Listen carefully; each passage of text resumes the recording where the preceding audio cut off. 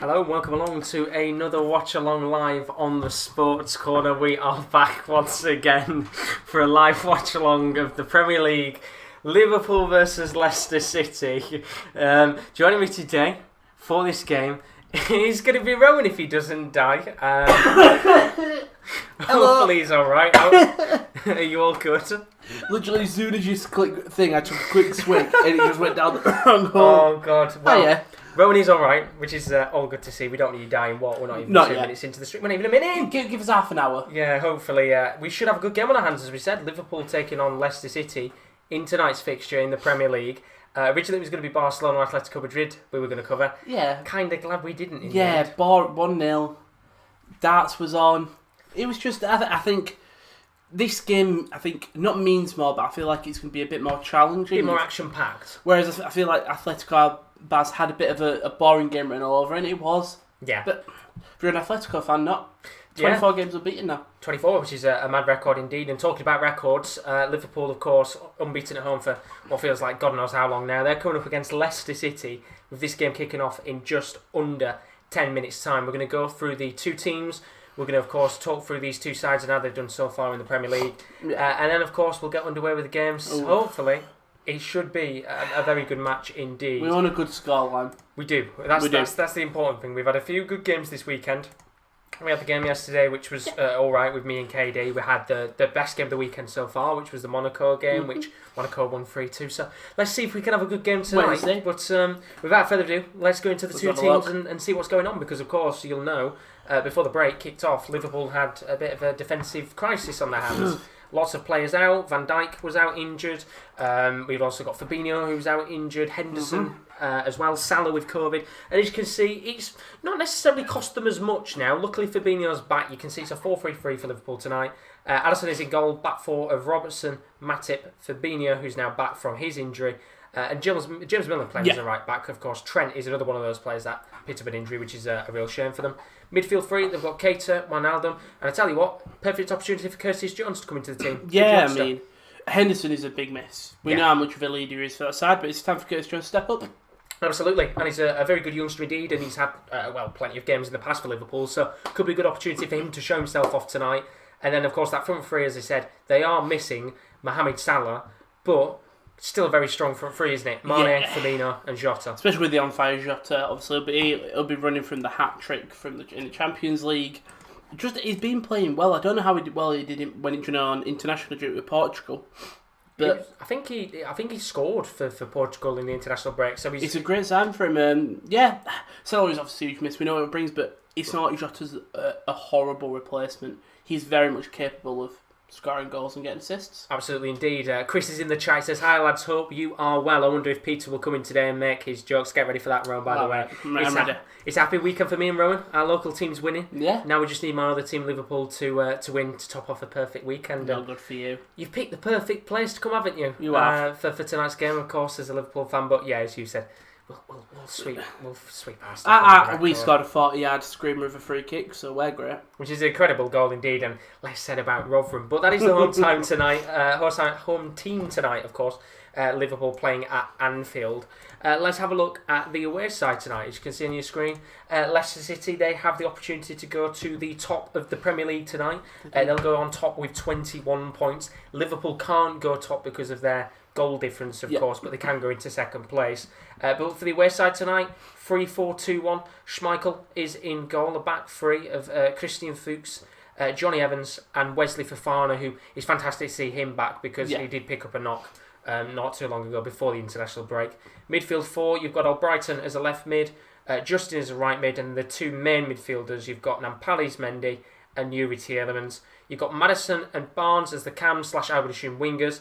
And then, of course, up top, he is a man who loves to score against the top six, Mr. Jamie Vardy. Do you think tonight could be a good opportunity for the man to score another goal? Yeah, you're obviously going to expose not the makeshift defence, but obviously Milner, he can play everywhere. He's James Milner, but right back, he played at left back a bit. Yeah. 2 years ago, would it be? He did indeed. I think it was 2 years. So he knows how to play that full back position, but different side. Fabinho's coming back from an injury. They'll want to expose Curtis Jones' his sort of youth and experience. One thing that worries me about Leicester is Christian Fuchs, just that I don't know. There's something about like Evans and Fofana seem strong to me, and Fuchs seems like the outlier. Yeah, but he could prove me wrong. He could have a stellar game.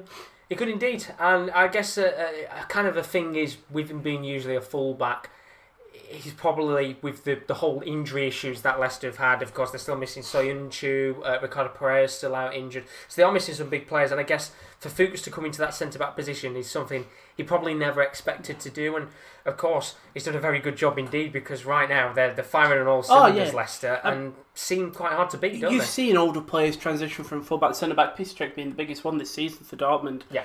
And if he's done a stellar job, he's done a stellar job, and Leicester, they've got a good team, they've got a good mentality, and they can score goals and win games, and that is the main game of our sport. Of football. Our sport. It's our sport. We love it. Chris has put in the chat. It's good for us because as well, Castagne's still out. Yeah. Of course, he's not in the team today. Ndidi's still out. He doesn't come back towards Christmas time. And then Bernal's put in the chat, up the Jaguars. Not up the Jaguars, because when Josh was doing his lovely team thing, we just had a throw that was blocked and then intercepted. Not good so far, but it's NFL night as well, isn't it? I've got it on the side, but I wanted to do this game. I'm looking forward to it because Leicester are like my Premier League. I've got a lot of teams, that Man City. Yes, absolutely. I think love Leicester. A lot of guys know it, and of course they're a great side when they're there. They're really entertaining to watch, and of course before this game does kick off, the players are coming out onto the pitch. Let's have a quick look at the substitutes bench, of course. Now Liverpool lacking a lot of their options, of course, in terms of big players to bring on because of those injuries. Adrian probably won't see him come on, but the likes of Minamino, Konstantinos Tsimikas, Divock Origi, Nathaniel Phillips, Leighton Clarkson, and Nico Williams are on the bench. A lot of youngsters there, and then there's kind of two attacking options that you probably would expect to see coming at some point. Yeah, I think they have got them three subs. They've got them three subs written down. I'd be very surprised if it wasn't Minamino, Tsimikas, and Divock Origi. Yeah. I'd be very surprised brought on a youngster, but depending how the game goes, they could be 4-0 up in 50 minutes and think, alright, we'll bring on a youngster just to help us a bit. I think the Leicester side is, the strangest, because you've got Wes Morgan, Danny Ward, Kylian Iniacho, Cengiz Under, Hamza Chadra, Dennis Pratt, and Luke Thomas. Cengiz Under scored the weekend in the international break for Turkey. Did indeed. But you look at the bench, you think, okay, Wes Morgan. I don't know. Their three subs don't scream as much danger as Liverpool's do. No, but you never know. It depends on how the game goes. Exactly, and I think the thing is with this Leicester side, I think you can look at it and say, well, they've always been known as a team to not have many world-beating players, and you look at that bench, and of course Wes Morgan probably isn't going to come in a game like this. I would have said maybe Iheanacho, Dennis Pratt. And then Under maybe or Chowdhury to come on.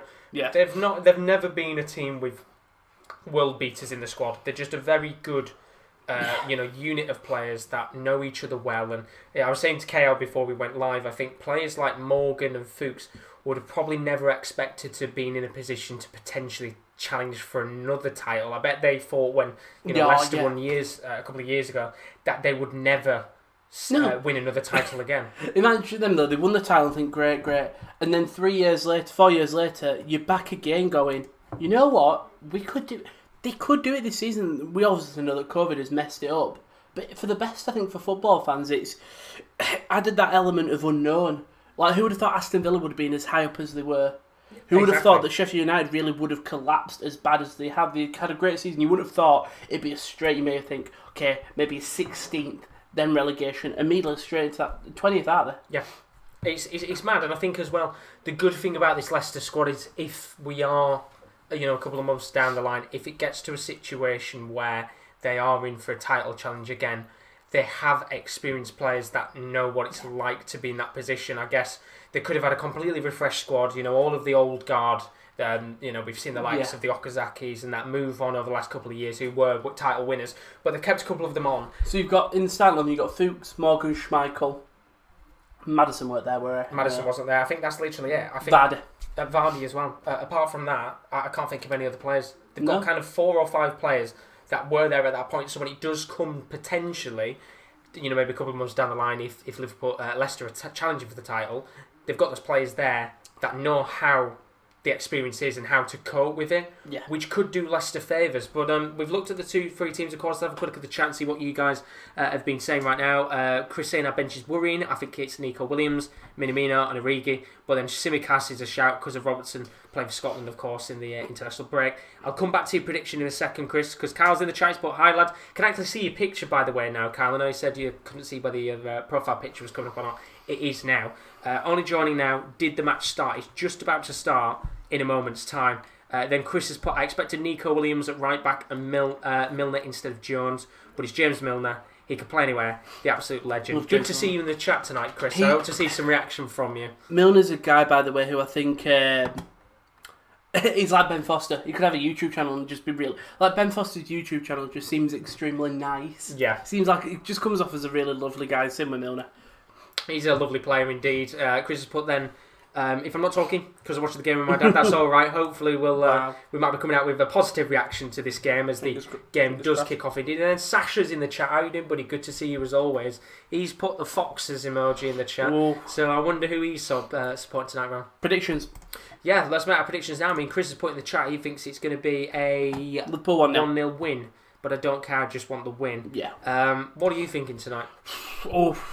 It's either got like a simple 1-0, 2-0, like a 2-goal win, or it's a draw. I'm going to go 3-0 draw. I think Shota's going to have a field day, but I think Vardy might just pop off. Well, I think with this game, it's not going to end without both teams scoring. I'll be very surprised. I think, as we've said before, Jamie Vardy, his record against the top six is just relentless. I think he's one of the best strikers in the Premier League with his top six record, probably up with the likes of Aguero, who is still playing, who consistently scored against the top six. And I think tonight it's going to end.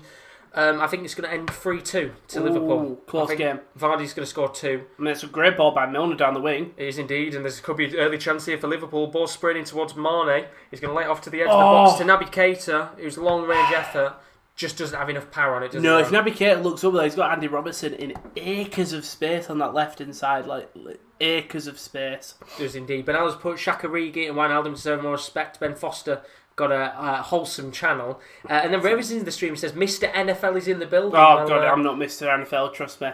We've got KL's Mr. NFL, but Jags are playing today. I'm not Mr. NFL, I'll tell you that for sure. Oh, yeah, you are. Come on, you had to guess a bunch of teams. Nah, but I'm wearing the jersey just for good luck. Just for good luck. Well, the corner came in a moment ago there from James Milner after the ball went out of play from that original shot from Naby Keita, which must have had a deflection.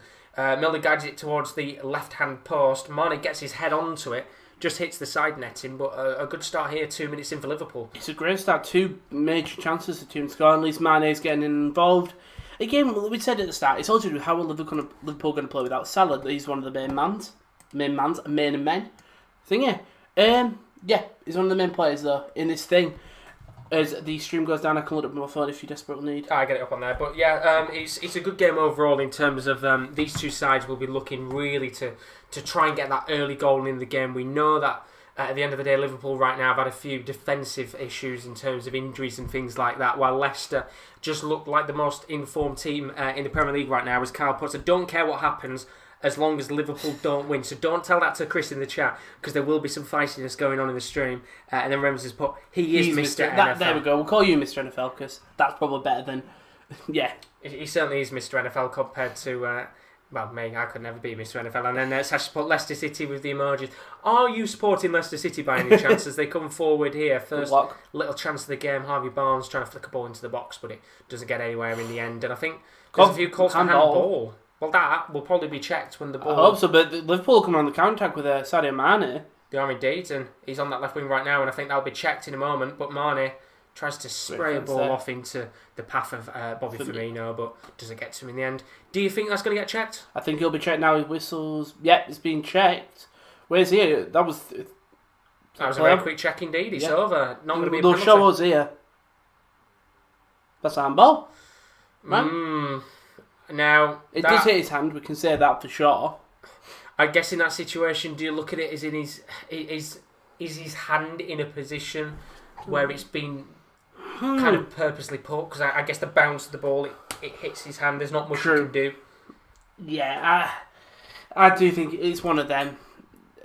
I think Leicester fans will go clear-cut penalty, Liverpool fans will clear-cut no, and other ones will go, it's one of them, isn't it?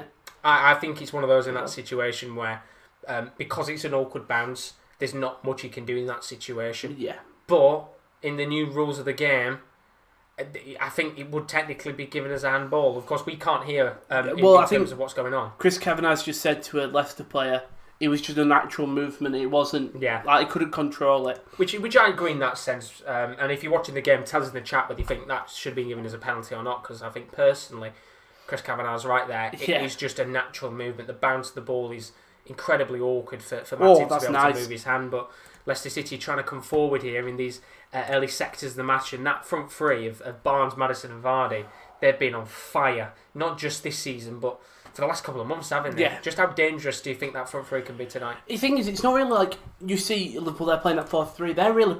Leicester play it... It is a 3-5-2-1, but if anything, it's a 5-2-2-1.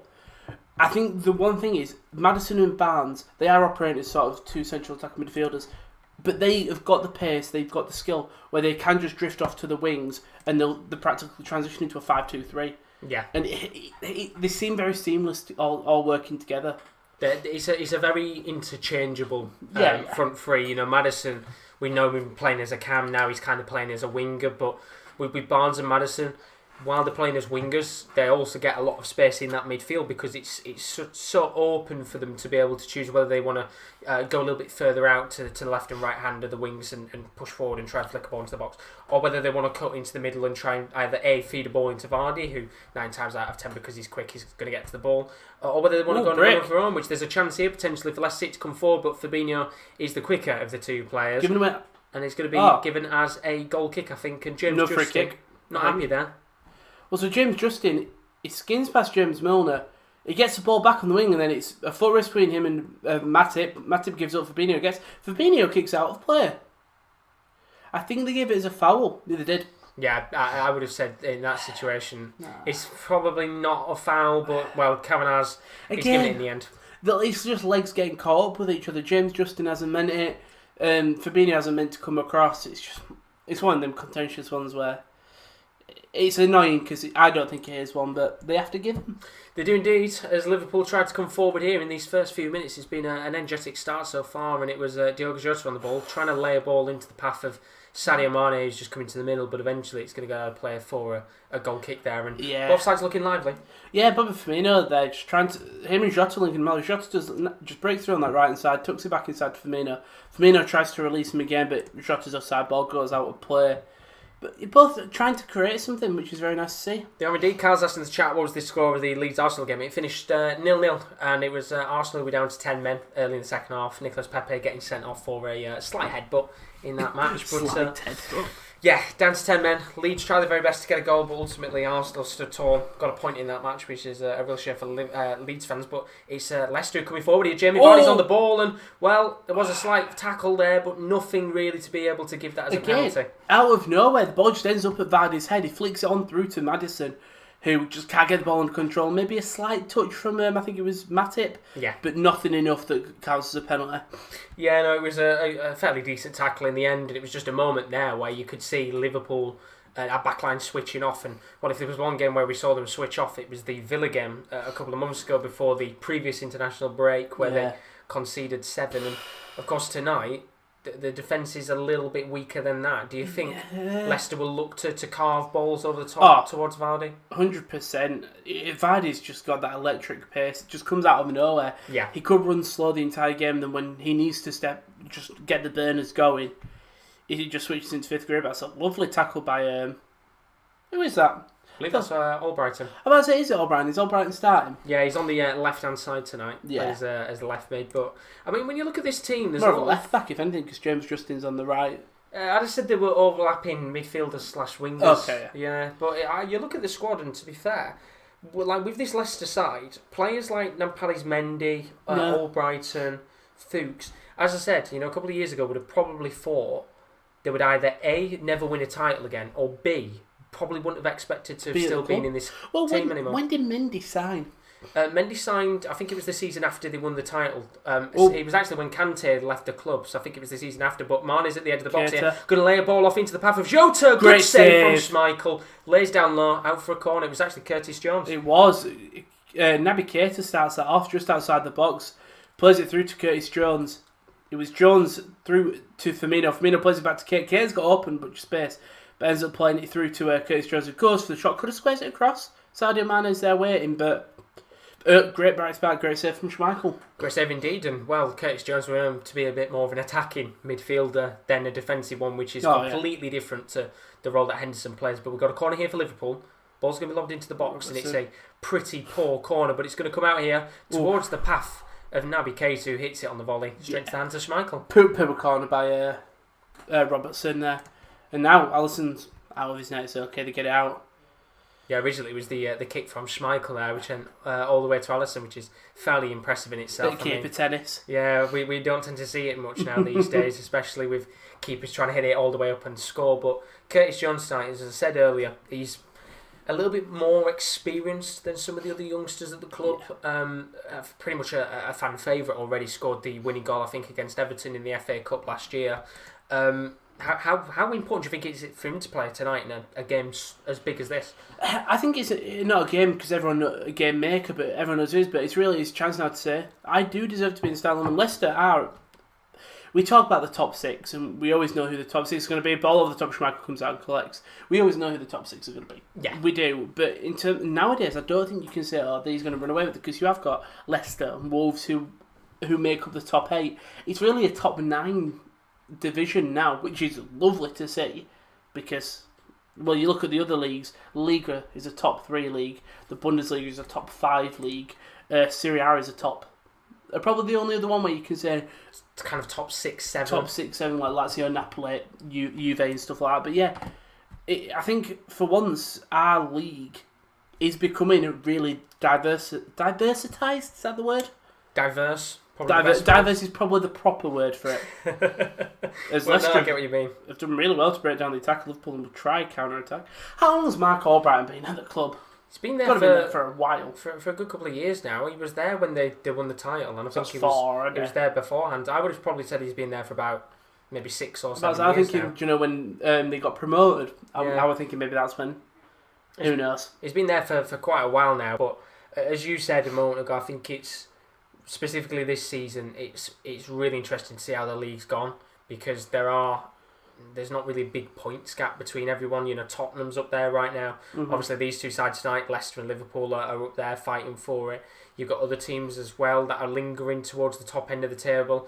The likes of Villa and Everton, not looking towards the title, but looking towards that top 6. Fafana's in the open space, sorry. Good chance here for Leicester to come forward, and the ball's just a little bit too heavy to Fafana, who's dyed his hair blonde now. Yeah, I'm saying he's done it in the spirit of Christmas. But yes, that's an off ball. But Fafana there from centre back, becoming a right winger, becoming a striker pretty much in that situation there, and pretty much over Vardy, which is fairly impressive in itself. But Chris has put, I'd rather rely on Weetabix being available than Shaqiri and Matip staying fit all season. I love them, but so injury prone, I have to admit it. And then Carl's asked in the chat, if Leicester win here, could you see them winning the Prem? I think it's too early. It is early, but you know what? Probably not. I think you've got January's the time where you can really see the contenders. But this one will really, really help their chances, won't it? I mean, the thing is, you only have to look as Liverpool come forward. It could be a good chance in the game. It's a good save from Schmeichel. Could come to the rebound towards Mane, but in the end, it's Fafana who's able to hoof the ball away. And that's another dangerous attack for Liverpool as the referee blows his whistle and gives a free kick to Leicester for the offside there. But coming back to your point, as I said, I think it's too early to predict who's going to win it. I think, as I said in yesterday's stream, when I said about Kieran D, there's so many games to come. You know, we're now into that point of the season where teams are playing 3-4 days. In between each match, if you like Liverpool, you're playing and Leicester to a certain extent, because you're playing Europa League football midweek. Then you've got your league fixture games, and then if you're in the likes of the Carabao Cup, that comes back in a few weeks. It's a relentless time that I think Leicester could be up there at the end of the season, but they've got to make sure they don't do what they did last year, where for that first half of the season they were flying. They were in the top. They were in the top 4, and I think they were in second for the large part of the season. And they're doing it again now, and then it got to 2020, pretty much. Not just it kind of epitomises the year they just collapsed. And at least they're still in Europa. Yeah, and I mean they're doing fantastic there. It'll be interesting to see actually how far they go in the competition, because I mean so far I don't think they've conceded a goal in the tournament so far. No. One of the top scorers. Yeah, which got is to be for sure. Incredible so far. Well, we're back on Tuesday and Wednesday, aren't we? We are indeed, which we'll talk about that in a bit. But Thursday we've got Slavia Prague. Oh, we're doing it. Slavia Prague. So if I can get the game up, because I said BT's had issues. Thursday night we've got Slavia Prague Nice, which is going to be a fantastic game to watch on Thursday night. So Rowan will definitely be joining us for that one. That'd be great. In terms of this game so far, 15 minutes on the clock. Yeah. I think you have to say, skinned him. There's been a few little chances for Liverpool as they come forward here. I'll say it in a second, because Mane tries to dart forward and, well, he's a little bit too heavy with his touch. Liverpool have had a few extra chances, but it's quite an even game. Yeah. I think they've had more chances, but nothing come of them. Curtis Jones absolutely skinning. Who is it? It's Wesley Fofana. Just leaves his legs open. But Mane tries to do too much. Kicks it straight out of play. Fuchs stayed on him. But yeah, I think Liverpool have had better showings, but nothing that's scaring. Schmeichel's been tested, is how I would say. And so far he's done very well indeed. He's had to make 2 important saves in this game, in this first 15 minutes. Bernardo's saying about the whole Leicester thing. He says he wouldn't have seen Leicester as potential kind of team to win the Premier League if Spurs had got 3 points against Newcastle and West Ham, which if you look at it in that respect, they could have been there could have been potentially 6 or 7 points ahead of the rest of the pack, and we could have been sat here now saying, well, Spurs have got the advantage in their hand to maybe go on and win the league. I think Spurs are straight.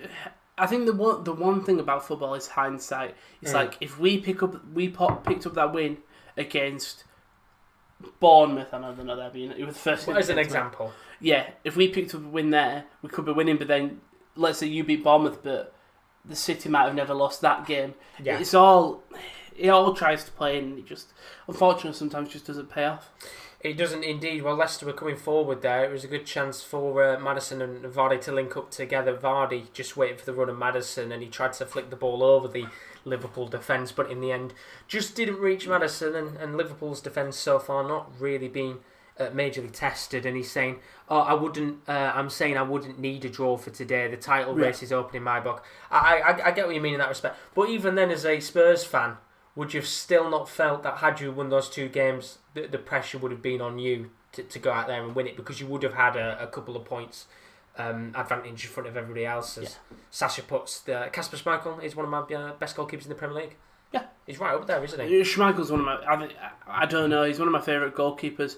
For some reason, I don't think there genuinely isn't a reason. Diego Jota just is running down the wing, ball inside the box, and it's blocked by Fuchs, and it's still not clear because it's James Milner. Cross the ball in back post. Good look out for Mane. Cleared. Oh, that is. That was a bit of a speculative effort there from Robertson. Ball came out, as you said, flicked into the box. It was headed away by the Leicester defence. He's decided to hit it on his left foot, and it's just gone wide of the mark. As Fuchs looks like he's picked up an injury here. Yeah, it's got to be an injury bell. So he's ripped his sock up, which isn't nice. No, and that's a lot of fabric going to waste. Exactly, and it looks like he might have got some studs to his legs there. Who would come on? I think in that situation, Wes Morgan. It'd be Wes Morgan. Oh, come on, bring him on. But 17 minutes on the clock here, as you said, Rowan. He's got a bit of a hole in his socks. He'll probably go and sort it out in a second. But Bernardo's put possibly. But I think we need to focus on winning one game at a time, which I guess for any title contender, whether you were Liverpool, Leicester a few years ago, you do take it one game at a time. The thing is, like, look at Hull. Hull are the biggest example. Like last year, they were looking at playoffs, and maybe they got too far ahead of them, the team, and thought, we've got it, and then they sunk. You never know. Just take it one game at a time. I think Spurs do have a really good side. I think your midfield is not your weakest, because Sissoko and Ndombele had a great game. It's your defensive worries. Like, when Doherty's out, you got Aurier, who didn't have a bad game again. No, he did very well. Your left back okay, a bit stinky when Ben Davies is there. Sergio Reguilon, we love Reguilon, Sevilla legend. But yeah, and then your centre back, Davinson Sanchez, Alderweireld, Rodon. Gordon, yeah. That's it. Pretty much. They've don't got move Dyer for- as well, Dyer. who tends to play as a centre-back from time to time. I mean, I said it yesterday. I said with the Spurs game, as Liverpool look to come forward here, obviously keep with Dave, there's a big chance coming up. I said yesterday, I never thought that Man City were going to score in that match yesterday because they were so organised at the back, Spurs, and they looked confident enough to let City have so many opportunities because they never looked like scoring. The one chance they had in the 90th minute from a corner looked like the likeliest chance for them to score, as we had a little opportunity there. I think it was Naby Keita with a flick on that went all the way into Schmeichel's hands. But I think Tottenham could be up there this season. I think they need to bolster their squad a little bit more, get a few extra players in potentially in January if they want to try and fight for it. But who do you see right now as a potential candidate that isn't a Liverpool or a City to maybe be up there at the end of the season to fight for the title? Because all the teams have shown something. United have had moments where they do look real. When they've got a full fit team, they are a strong side, as much as it pays me to say. Because for some reason, I think United are a very hated team. If you're not a United fan, same as City. Not good at home. They've struggled at home this season, haven't they? But they've had moments where you think, okay, they can do this. You said no, Liverpool or City, didn't you? Again, Tottenham. We've talked about Tottenham, Leicester, Arsenal. No. For me. Again, they're missing something. I don't know what it is. What is it about Arsenal? Because I feel like... Gonna have a chance here though for Jota. Club by Fuchs. Gonna get a play for a corner indeed. So we'll have to see what happens there. But I think Arsenal right now are just lacking goals. Yeah, again, no draw against Leeds. You've got Aubameyang and Lacazette. Yeah, exactly. On your books. And you've got then the likes of Nicolas Pepe, which I guess the last Arsenal fans won't want to hear much about right now. But are they missing Mesut Ozil? Well, that's the thing. Maybe they are. Maybe they're missing that creativity. Exactly. We'll talk about that in a second. Are they missing Socrates as well? Because I think he's such a dynamic player at the back. Oh, chance here though. Oh, it's in the back of the net. It is in the back of the net. But it will count indeed. It's 1-0 to Liverpool. That's why they didn't celebrate. And Johnny Evans has put the ball into the back of his own net from that corner. That's embarrassing. Well, of course, as you said there was certainly no players celebrating. I think just to make sure that the decision was going to count. But it's Johnny Evans, and it's just a really, really awkward situation for him. It's a really good header. If it wasn't in his own net, he's not looking. Even he goes to head, it just hits the back of his head. Schmeichel can't stop it. That's not unfortunate, but Evans is going to have more awareness there. But there's not much you could do in that situation. As you said, his head is turned back towards goal, hence why when the cross does come in, it hits the back of his head and goes in, and there's not much Evans could do, there's not much Schmeichel could have done. It's 1-0 to Liverpool, and it's come from an own goal from Johnny Evans as they look to push forward here to get a second. Just given life into Liverpool. Mane, Robertson, trying to flick the ball into the path of Firmino. It's come back to Robertson again. Flicks the ball up towards Firmino, and it's in the back of the net, but it will not count because of the Schmeichel foul there from Jota. And he might be injured here, Schmeichel, either holding his balls or holding his thigh. There we go. Potentially. I mean, a nervous moment there for Leicester. Could have gone down by 2 in very quick. It's definitely a foul. Quick succession there, and as you said, it's definitely a foul. If Jota wasn't coming at the back post, then maybe we could have seen a potential opportunity. But he's completely wiped out as Firmino. Well, I don't know why, but Firmino seems to. The ball's in the back of the goal, but he still seems to hit it just in case it's not in the back of the net. But it won't count either way. He needs to go to stat pad. But if you're Brendan Rodgers, very nearly you could have been 2-0 down just like that. I know, and with a possible Schmeichel injury, having to bring in Danny Ward, he's just not the same level of a goalkeeper, isn't he? No, but luckily he's all right. Nothing too serious in that situation. And Leicester, they're going to have work to do here to get a goal back in this game, and it's for Fafana. Fafana's done really nice. He loves to drive forward, doesn't he? And it's now a chance here on the left wing. Ball flicked into the box. Oh, it's just wide of the mark from Barnes, and it was Maddison flicking it into Barnes inside the box, and it should really be 1-1, Rowan. Yeah, Wesley Fafana, he's done this twice now. Really just blitzes through the entire Liverpool midfield. Gets it through to Jamie. The ball ends up finding Jamie Vardy on the wing. Squares it right into the middle. No Liverpool defenders marking Harvey Barnes, and he just pokes it wide. Oh, so close. Now, if it was role reversal, we could have maybe been saying it's 1-1 in this game, but somehow it's not 1-1 in this match. He'll use that. They need to use this as a momentum builder. Absolutely, that's exactly what I was going to say in that situation. Carl's put in the chat, Spurs got a great deal for Matt Doherty. I thought he would have gone for more. Also, a great deal for Bohemians, who got a mill out of the deal, which is always good for them indeed. Yeah. Bernardo put in the chat, one of our best deals this summer was Højbjerg. The man is massively important to the team's strength. And then Chris has put in the chat, good finish from Evans. As Bernardo, of course, puts Harvey Barnes nearly. It's been a great start, hasn't it? It's been a great... In fairness, we talked about this, was like... I was worried, because I was the one who said, can we not do it, because I know you want to watch darts and stuff, and I weren't really feeling up for it. And I was like, have I effed ourselves here? Let's get it clear. Have I jinxed it? Have I gone, yeah, we'll take this game, probably going to be a better game, and then it just... Thinking about no, bright sparks, early goal. Yeah, absolutely. And I mean, the important thing here for Leicester is they've got to look at it very similar to what Man City did, is try and not let yourself go in this situation. You are 1-0 down to Liverpool, but they've had a couple of little opportunities here and there, bright sparks, like the chance they had a moment ago and a few chances before that. Keep the momentum in this game. They've had a couple of good runs going forward. Don't let Liverpool now get a foothold of this match, or else you could be talking with how Liverpool look so far. Maybe getting 2, 3, 4 goals in this game. Yeah, where's Jose Perez? Is he out injured as well? He's out injured currently. They've got a huge injury. There was not a huge injury list, but big players out. Some good sub players out injured.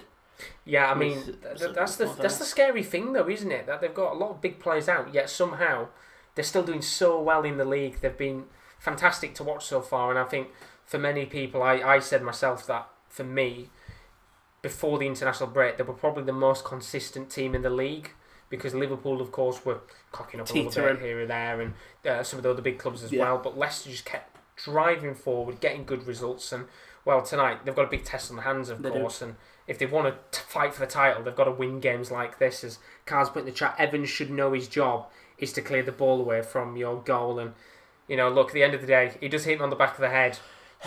You can kind of look at it and say there's not much you can do, but at the same time, he should have awareness. Put there, he should have awareness. Yeah, it's a good ball in, and he does everything right. I think he's marking Mane, and he does stay on him, but when you look at it, he looks at Mane, and then he looks away when he's looking off in the distance. Really, comes off the back of his head.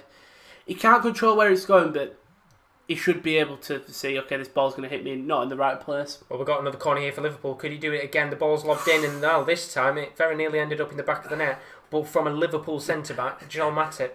Yeah, just comes running in from... Where is it? There he is. Beats James Justin's ball. Fofana comes across to sort of slow him down. Fofana, I like him. He's a very good player. Very he's got consistent energy as well. In terms of... Yeah, as you said, he's got energy. Reminds me... kind of like a Pamecano.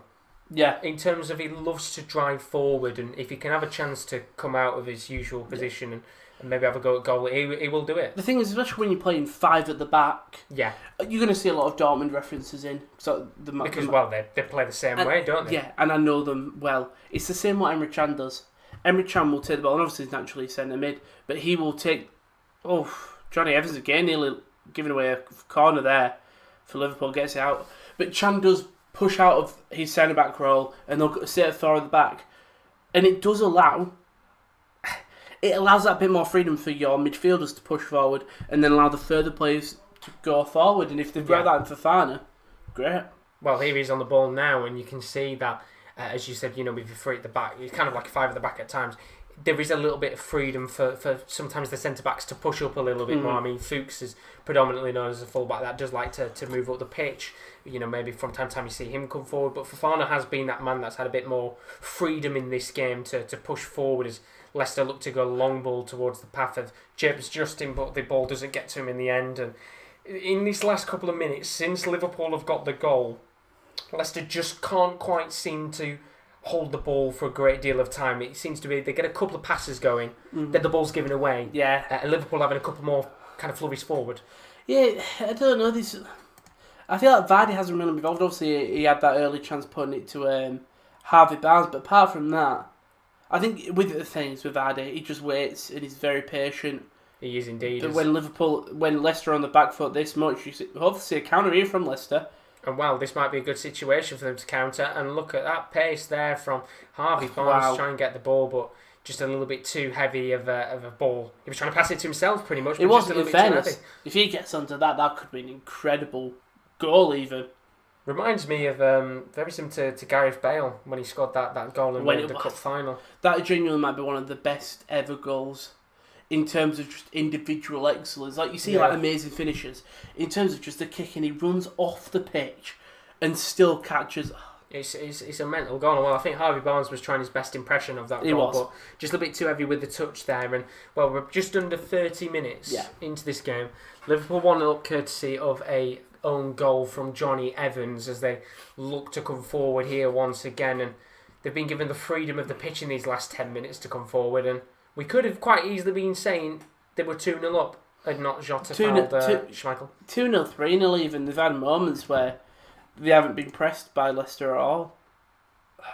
Absolutely not. It's been certainly quite wide open for them to come forward as they look to push forward now as Naby Keita's on the ball. He lays the ball off in the end to the path of Curtis Jones, and it's very good so far from Liverpool. Trying to get that second goal, make it awkward for Leicester with about 15 minutes left of this first half, and Leicester just need to hold possession, I think, here, because, as I said, they're giving the ball away a little bit too much for I think, Brendan Rodgers' liking in this match. Yeah, they just need, I think, to really get into the game, if anything. Haven't had many chances. I'm guessing it's probably like one shot in terms of stats.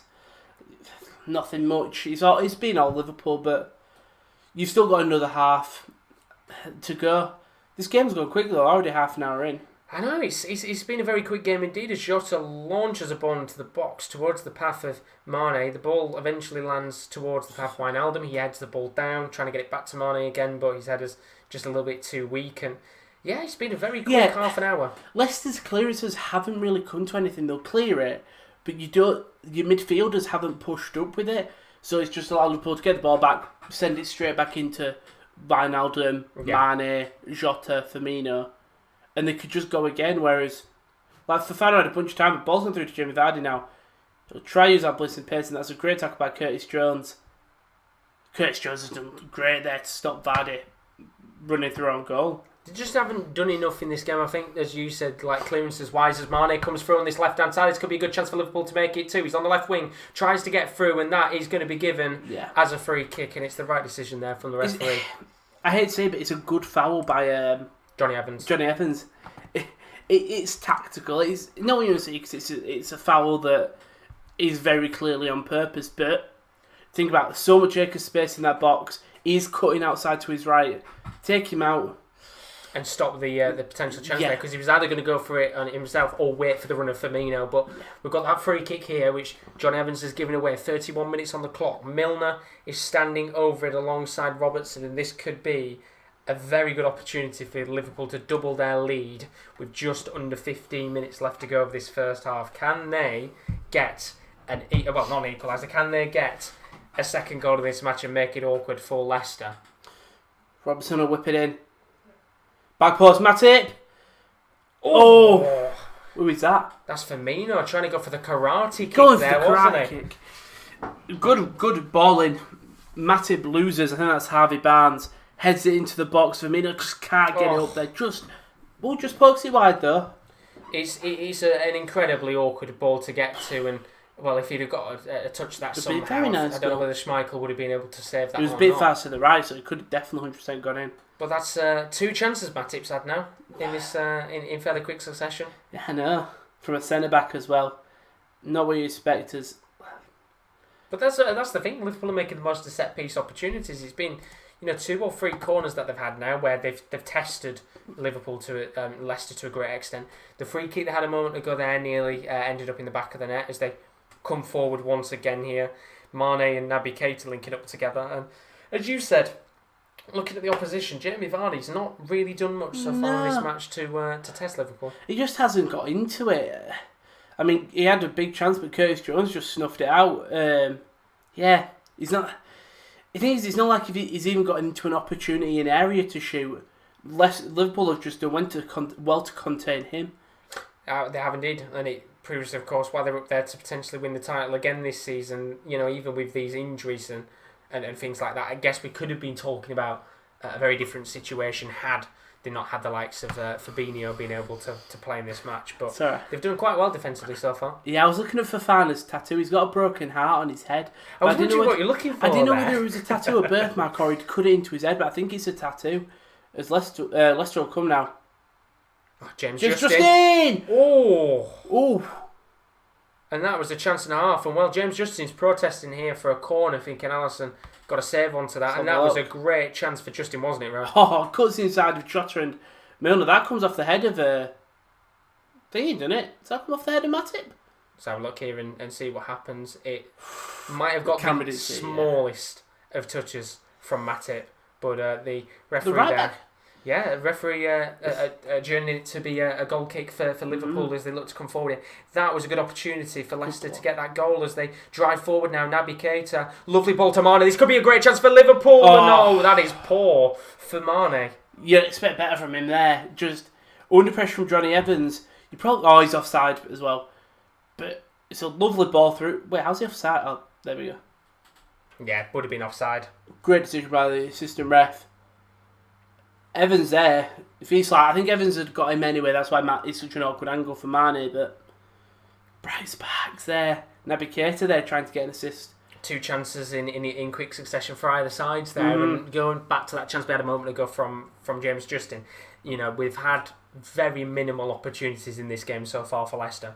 Those little opportunities there might just spare on the sides. They look to come forward once again here. Justin flickered a ball into the box and some good defending there from Fabinho. It's going to be a corner. It is. I mean, that's a lovely Lincoln play, but I think that's Justin and Barnes. Just little 1-2s.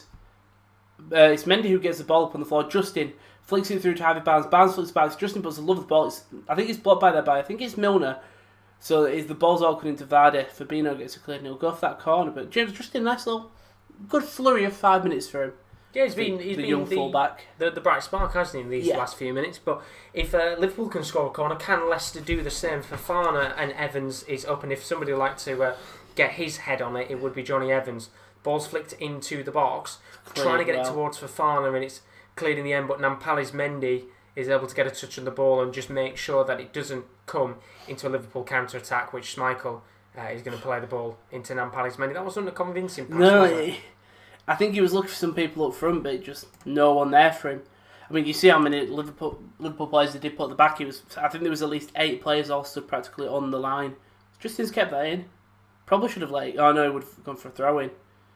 I think he probably should have let it out in that situation. Although they are going to try and come forward here, Leicester. It's been a fairly quiet 35 minutes of action so far between in terms of Leicester opportunities, but they're trying to seek their way back into the game now. Long ball flipped up to no one. No, well, they're finding the feet a little bit more. That's at least 6 minutes where Liverpool haven't had a chance and it's actually been Leicester. Yeah. But again, nothing comes of it. Nothing comes of it at all, and of course they're going to have to try and get some form of a fluency in this game in terms of attacking chances, because we know that this Liverpool side, whether Salah's in this team or not, is going to have more opportunities in this game, and they're more likely to put them in the back of the net. We know this team can score regardless if there's no Salah. We know Jota scores. Curtis Jones puts a lovely ball over the top. Through to Robertson. Does he lose it? No. Kept in play. Albrighton makes a lovely block. That's James Maddison doing some defensive duties, and he'll win the free kick. Right decision there from the referee to give that. Of course, Robertson trying to just get a touch on the ball and see if he can get that Liverpool final third attack once again. But Maddison, good defending. Yeah, just takes out James Maddison when trying to either get up or win the ball back, and he'll slow the game down a little bit. Well, indeed, 8 minutes of the first half still to go. If you've enjoyed the stream, as always, do leave a like and a subscription, whether you're watching this live or on the replays. We're a couple of subscribers away from 1,300. We want those subs indeed. Try and get us there as quick as we can. But Liverpool trying to get an attack as quick as they can right now to make sure they can go 2-0 to the good. Ball will come over the top though.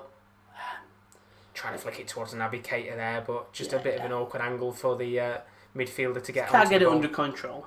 Yeah, a bit unlucky there from them, but going to be throwing here in the defensive half of play, and you can see James Justin so far looking the bright spark for Leicester as the ball's given away by Liverpool. Got a bit of a chance now. Tielemans plays it through to Maddison.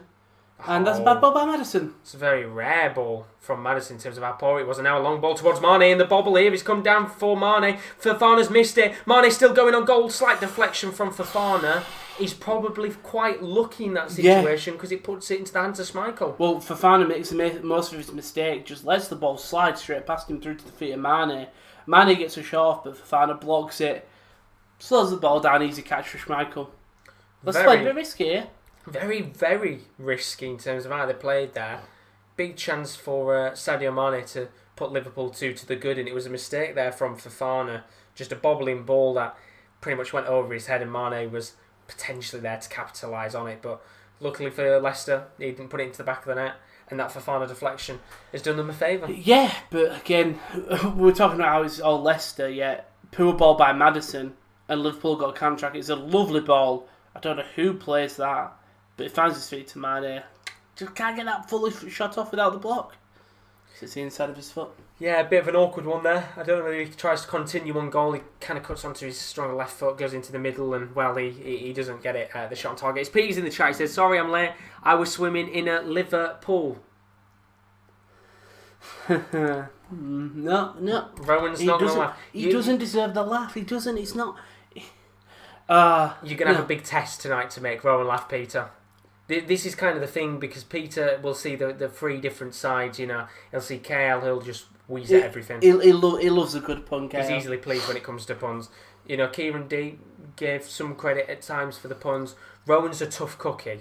Stone cold. Yep, stone cold Rowan. That is what they call me on the street. When I walk through the streets, they go, oh no, it's Stone Cold Rowan. If you can get Rowan to laugh at one of your jokes tonight, Peter, give yourself a pat on the back, because Stone Cold Rowan is hard to break down, but Leicester looking quite easy to break down right now in terms of their defence. Really easy to break down. I don't know whether it's a combination of Fofana being really attacking and Fuchs and Evans not, leaving that open space when Fofana does push up. And maybe Evans not coming across, and then Justin or Albright not sitting as a centre back or a full back. But he does leave that up space, especially for Sadio Mane to run into. If there's anyone you can't give space to, it's him. I mean, they could say they're quite lucky tonight that Salah isn't here, because Jota is still a fairly quick player, but he's nowhere near as quick and nowhere near as clinical as Mane is. Robertson flicks a ball into the box. It's a lovely goal from Liverpool, goal. And it's that man, Diogo Jota. 2-0. As soon as you talked about him, he steps up and scores. It's Robertson who gets ball in empty space, just whips the ball and looks like a nothing one. For Fofana looks like he's got it cleared, and Jota just comes out of nowhere, flicks it on. Straight past Schmeichel, just to the bottom right of Schmeichel. We'll see it here. It starts on that right hand side. It's switched all the way across to Robertson, who's got acres of space. Taps it past Albrighton. Just puts a lovely ball in. Jota beats Fuchs to the ball, or Evans to the ball. Lovely goal. It's a trademark Robertson cross into the box, and I was literally saying a second ago how Leicester might be a little bit lucky tonight that they haven't got the pace of Salah on the pitch. But that run there into the box from Diogo Jota, could have Schmeichel done better? Excellent. No, I think that's just a really good header in the end. It does look like it goes through his hands. They didn't really show Schmeichel's replay. If I can see it again, which might see it at half time, then maybe it could be a different situation, but what a lovely finish there from Jota. A great cross into the box from Robertson. It's 2-0 Liverpool, but Leicester looking to come forward here. Long range effort, which has been spilled by Alisson, but in the end it's cleared away. And if Leicester can get a goal quickly for the end of this half, that'll really think. It's Yuri Tielemans. Maddison holds off 4 Liverpool players. Tielemans takes a touch, puts it straight at Alisson. Alisson has to parry it away. Bit of nervy defending to do there. As Bernardo puts Jota as a unit, he works so damn well in Klopp's system. When at Wolves he was just alright, Liverpool he's outstanding. And what I was going to say is, because obviously we're so used to Salah being the quicker with the players, I was going to say that Leicester tonight might feel a little bit lucky that Salah's pace isn't there. But Jota, I think he's more... I think Jota's more... of a technically gifted player than Salah. Right, this is going to be a video game reference, but it's a like retro... Do you know when you Sonic... Right, you get that initial speed boost. You can do I think it's double and it does a quick speed dash. Yeah. Do you know? I know what you mean. I'm trying to think of a game that you'll know really well. Spyro. Do you know when you do the quick dash roll? Yeah. Or the quick dash fly? He's like that. So Salah is a boom. Jota is a. I'm not gonna lie. I don't think I've ever heard an analogy like that before on Salah and Jota. That's what I bring. That's what Rowan brings to the table, and we bloody love it. But Liverpool fans will bloody love the fact that they're 2-0 up right now because, well, Chris has put in the chat, Diogo Jota. Oh, there we go. He's been on fire right now, and I was saying, I think Jota technically is much more technically gifted than Salah, in my opinion, in terms of his runs. And Rowan, apparently Chris put Roman logic with the clapping emoji. Right. Does Jota replace Firmino when Salah's back? Because Firmino has been wank. He hasn't been in this game. No. He had one chance, and I'm not counting that as a chance. I mean, I guess it's the question that Liverpool fans have been asking for God knows how long now. I think when Salah does come back, maybe you drop him and put Jota up top. But then at the same time, they were playing a 4-2-3-1 before, where it was all four of them in the team. It was Jota, Mane, Firmino and Salah all playing in the same system together. And I think maybe when Salah's back, we'll see that same system come back once again. Yeah. But James Justin here, Jurgen to have fouled Milner. Going to be a free kick here for Liverpool. And a yellow card for Justin. I don't think it's a yellow. Maybe, I suppose you can see the foul. I think he gets the ball though. I mean, it's a pretty poor touch from Milner. He does get the ball. That's definitely not a foul. I don't think that's a yellow card, but Chris put in the chat he would replace Jota with Firmino, and I think if you were playing a 4-4-3 right now, 4-3-3 even, then I would replace him. But I feel like Klopp will go back to the 4-2-3-1 that they were playing before. Yeah, you'd hope so, wouldn't you? So I mean, I think the last time they played it was against Atalanta when obviously they ran riot and Jota got the hat trick, and I think.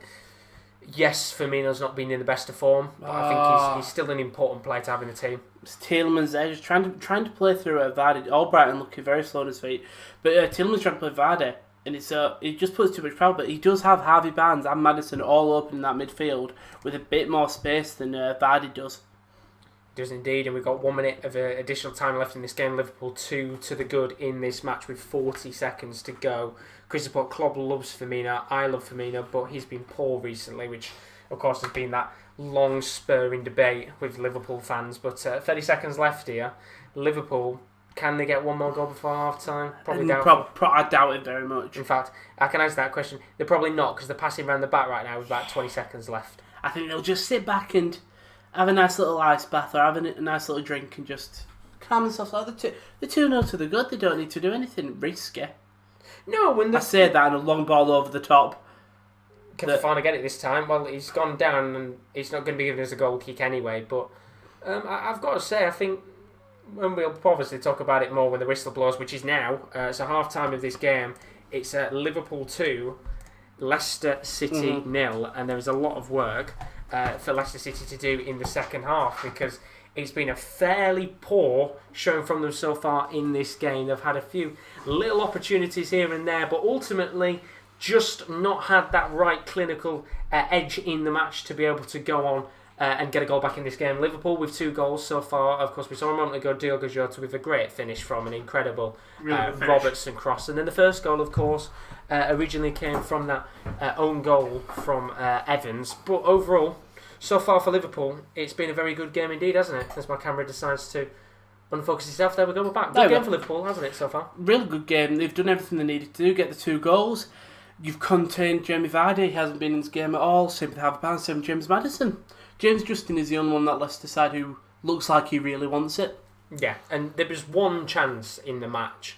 I'd probably say 2 chances for Leicester City in that first half.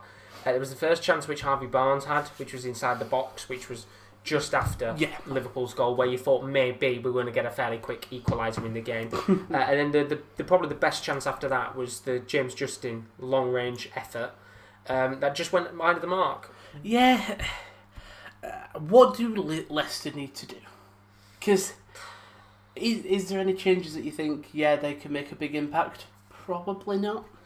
I mean, we'll have a look at the bench in a second, but I don't know what you can do right now against Liverpool. They're such a tough side to play, and it looks like they're going to continue on that ridiculous Anfield record, which feels like it's just never going to end. But do you take off a defensive midfielder and try and bring on somebody a little bit more attacking, but you're then going to leave yourself a little bit more open? Or do you stick with what you've got? Because right now, this is the best you've got. Exactly, I've got no idea what you do in the game to bring players on. So the subs bench you can see on your screen right now. For Liverpool, they've got Adrian, they've got Takumi Minamino, Konstantinos Tsimikas, Divock Origi, Nathaniel Phillips, Leighton Clarkson, and Nico Williams. We'll talk about Liverpool in a second.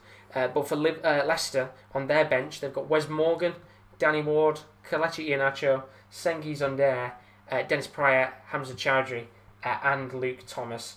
If you were to bring anyone on, Rowan, who would you look at in this game as somebody to make a difference? We'll start with Leicester because of the team. Sengi's under for probably Harvey Barnes or James Van. I'd probably say Harvey Barnes is a bit more of a winger. Dennis Pratt, but Tielemans hasn't had an awful game. Same with Mendy. I think it's a strange one for Leicester because with Liverpool you can say, alright, Minamino, bring a bit more injection of pace. Tsimikas, put him at right back, get a proper full back at there, and then Divock Origi is a goal scorer yet. Leicester, your only one you can say you could probably bring on to get goals is Iheanacho, but he's not really. He's not Vardy level, is he? No, and then of course it's a case of who do you take off in that situation for him, and then you'd have to change the system up because, well, you either bring Vardy off or you play Iheanacho as a winger, which they're not going to do in that situation. Other players you could bring on, of course, Dennis Pryor, as we said earlier, a bit more of an attacking player, but do you risk taking someone off like Nampali's Mendy? Because, he's been fairly alright in this first half in that midfield, but you're going to have to go a little bit more attacking because you're 2 goals down, and with the way that they're playing right now, you can't see them scoring a goal in this game, can you? He hasn't been awful, that's the thing. I think the tough one for Leicester is who really is it that you can go, yes, he comes on, he genuinely... Same with the Liverpool side. I mean, you've got other teams in the league. The City is obviously the biggest one. You bring on Amares, you bring on Bernardo Silva. That's because they spend so much money where, especially with injuries, COVID and everything, teams don't have the depth. You really have to rely on your starting 11. Unfortunately, Leicester's have let them down. Exactly, and when we look at that Liverpool bench, of course, as it stands right now, I guess the question doesn't even need to be asked with Liverpool. You stay with the same team for a large period of this game, and maybe if you can get a few more goals in this match, then it might change up the situation at hand. But in terms of players they could bring on in this match, I think the main players you could look at, they've got Takumi Minamino, so if things do go, maybe they do go 3 or 4-0 up, you could bring somebody like him on into the game. Tsimikas, as Chris perfectly put, Robertson had played in international duty for Scotland, so we could see him come off and get rested. Divock Origi as well, if Firmino doesn't really cut it, do you bring on someone like Origi and bring a bit more pace to the game? I think it depends on the scoreline. If it's 60 minutes, you're 3-0 up, you'll take off Robertson for Tsimikas. You'll probably take off Mane or Jota, players who played heavy international games. And then maybe you bring in maybe Nico Williams, but it's a defender. I don't know when Nathaniel Phillips and Leighton Clarkson play. Phillips is a centre back. Clarkson, I don't know. Chris, tell us in the chat with that. Yeah, Nico Williams is a centre back, and he's also probably Clarkson if he's an attacking change. You're probably only going to make one defensive change. Yeah, and of course you've only got 3 substitutions in the Premier League still. They haven't changed the rule yet. In terms of whether it would be 5 subs or if it stays as 3 subs for the rest of the season. That's a debate that could go on for a little while now. But let's have a look at the chat, see what you guys have been saying. Chris has put Diogo Jota being the bargain of the season. Good performance, couldn't ask for more. Nice to see an ex-United player scoring on goal. And what a ball by Robertson. The run by Jota, who's playing in the prime Fernando Torres and prime Luis Suarez, is so good. Can Tsimikas play as a right back? I thought he was a left back. He probably could play it. He's a full back. Surely he could play there if you asked him to. But potentially so. I think he could if he was ever needed to. And then Cal's, out of the 3 teams that came up, Leeds is showing the more firepower to stay up, while West Brom and Fulham are currently fighting for survival and may go down. But who do you think will join them in terms of relegation? I am going to say right now, I think just looking at Sheffield United. Probably Sheffield United. I think they've been shite. Yeah, you look, 1 point. No wins, 1 draw. I mean, Burnley, they're not looking good as well. It's just mental though. You look at the table and you've got Burnley, you've got West Brom and Fulham. Fulham got 1 win, West Brom 0, and then just Leeds are up there on 3 wins. You look at the league table though. There's a big gap. Arsenal going down now. I think Sheffield United. Yeah, I think they've been really poor this season. I think the whole tactics and systems have been worked out over time. But as it currently stands in this game, Liverpool 2, Leicester City 0. If you're new to streams, always do leave a like and subscription because we've still got more content to come on the channel. Of course, we're doing our Liverpool, Leicester City Watchalong right now, which of course, if you have enjoyed it, then do subscribe as always. Tuesday is when we're next live once again, groups E to H of the Champions League, match day 4. That's going to include the likes of Dortmund, PSG and Man United playing, and then the day afterwards is the likes of Bayern and Real Madrid playing in groups A to D, match day 4 goal show live on both days at 7:45, and then fingers crossed if we can get access to the game, Nice versus Slavia Prague is the Europa League game of the week. Thursday night, 7:45. Rowan will definitely be joining us for that one. 100%. I'm looking forward to it. Obviously, we had the win over Nice last time we played. Olinka played well. Sevic, Majapust. I mean, at the weekend, Jan Kuchka got a double. So I think, look, one thing that Slavia do have over other leagues, other teams, like your Nice, your Leverkusens, your teams that play in the big leagues, they are going to win in the league more or less. And their 6-0 win at the weekend, that is such a momentum thing. Jan Borrell made his return, so you may see him in the starting lineup. Obviously, he is the club captain. And he scored as well. So, yeah, after a 6-0, you expect him to bounce back. I don't know how Nice got on this weekend. You probably know more than me. I don't think they played this weekend. I think their game was postponed because of COVID. So I don't know what's really going to happen in that situation. I think they were supposed to be playing Marseille and it got called off because of the whole COVID situation. So it's one of those where maybe Slavia can come into it. But that is on Thursday, 7:45. I said lots of content to still come on the channel over the next couple of days. Of course, Champions League is back, which is always fantastic to see, and we'll have the goal show with that as well. But as it currently stands in this match tonight, Liverpool 2, Leicester City 0. A really well-worked goal was for the second with Diogo Jota with a finish. And right now, Rowan, Liverpool, although they've had a load of injuries, seems like the same old Liverpool, doesn't it? Just ruthless. Yeah, I mean, convincing 2-0. They don't like to put a foot wrong. The defence is played as the defence has played before. Midfield, Curtis Jones has had a good game. Milner at right back has played like that. I don't think there's anything you can say where you go, oh, they've been awful on the pitch, because they haven't. No, and that's the thing, they've been pretty good in the game so far. 10 shots, 5 on target in the match so far for Liverpool. Leicester City, 3 shots, 1 on target. In terms of possession, 66% for Liverpool, 34% for Leicester. Tonight, they've been pretty much played off the park, and as it currently stands, Liverpool will move into second place. Of course, the goal difference is inferior to Tottenham's. They've got a 4-goal difference compared to Spurs' 12, so they would go into second place on 20 points. Leicester would go into 4th place on 18 points, only 2 points behind top Tottenham as it currently stands. But Southampton have a game in hand, which would put them to 3rd if they win in their game, Monday, which is going to be against Wolves on Monday night. Nice. I mean, that 7-2 loss has really shafted Liverpool, hasn't it? Because how was that? That's 8 points, 8 goals they need to make back on Tottenham. So it's going to be very hard. You just have to keep on winning. So they do indeed. Goals. And realistically, when you look at the 8 goals that they've got to make up, when you kind of look at the table right now, you can see it is the 8 goals that they need to make up. They haven't really conceded any more or any less since that point. Yeah, let's look at Liverpool. If we look at Liverpool's next fixtures coming up, see how. So obviously they've got Atalanta Champions League, but in the league, Brighton, Wolves, Fulham.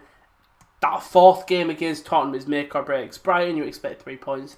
Wolves, you expect 3 points, but close affair, maybe even a draw. Fulham, you expect to win. Yeah. That Tottenham game could really not make or break the season, but really set the wheels in motion for the two teams. Yeah, I mean that is going to be a big game, and as we alluded to earlier, the whole Christmas period is crazy. It's hectic right now because we have games every 3 to 4 days. With Liverpool, of course, being the Champions League, so they're going to be playing Champions League midweek. They're going to have the Premier League. I think they got knocked out of the Carabao Cup, so they're quite lucky enough to not have that on their hands. They what Carabao? Yeah. Yeah, so they're out of that competition, and then of course, if you go further on, FA Cup comes in January, so it's a hectic run of fixtures. But that Tottenham one specifically, depending on how these next few weeks goes, could be a very big game in terms of maybe starting to get a gap on the rest of the side of the Premier League. I don't want to say a title decider, but like you said, it's gonna set that motion, set a precedent for the rest of the teams. Like if Liverpool get a big win, it's like okay, we have to chase Liverpool. If Tottenham we have to chase Tottenham. Yeah, exactly. I think we won't see a title decider until early next year when we get into maybe March, January, February, March time, where if somebody does bridge a gap between themselves and the rest of the league over the next couple of weeks and months, then maybe we could be looking at potential title decider later on. But I think for now, at this current stage of the season, it's too close to call who's going to win the league. I've got a question for you. So the FA Cup, it's one thing that I love about being in League 2 and League 1. Because I haven't watched football since Oldham would have been the champion. Anyway, we've always been in the first round and the second round of FA Cup. Do you think, for fixtures and stuff, it'd be smarter if they came in on the not first round, but imagine how big that would be. It's more games have been played, but that big for them smaller teams. And also, let's say then Liverpool getting out of time in the second round, it means their fixtures thingy. What's it called? Not die when you need them in your final games of the season where it is make or break. I'd love if they played the cup games like they've done with the COVID, the cup games and the FA Cup games early on in the season. So then when you get to February, you've played all the Carabao and the FA Cup finals, and you all you have to worry about is Champions League, Europa League, and the league. So now currently be worried about the FA Cup as well.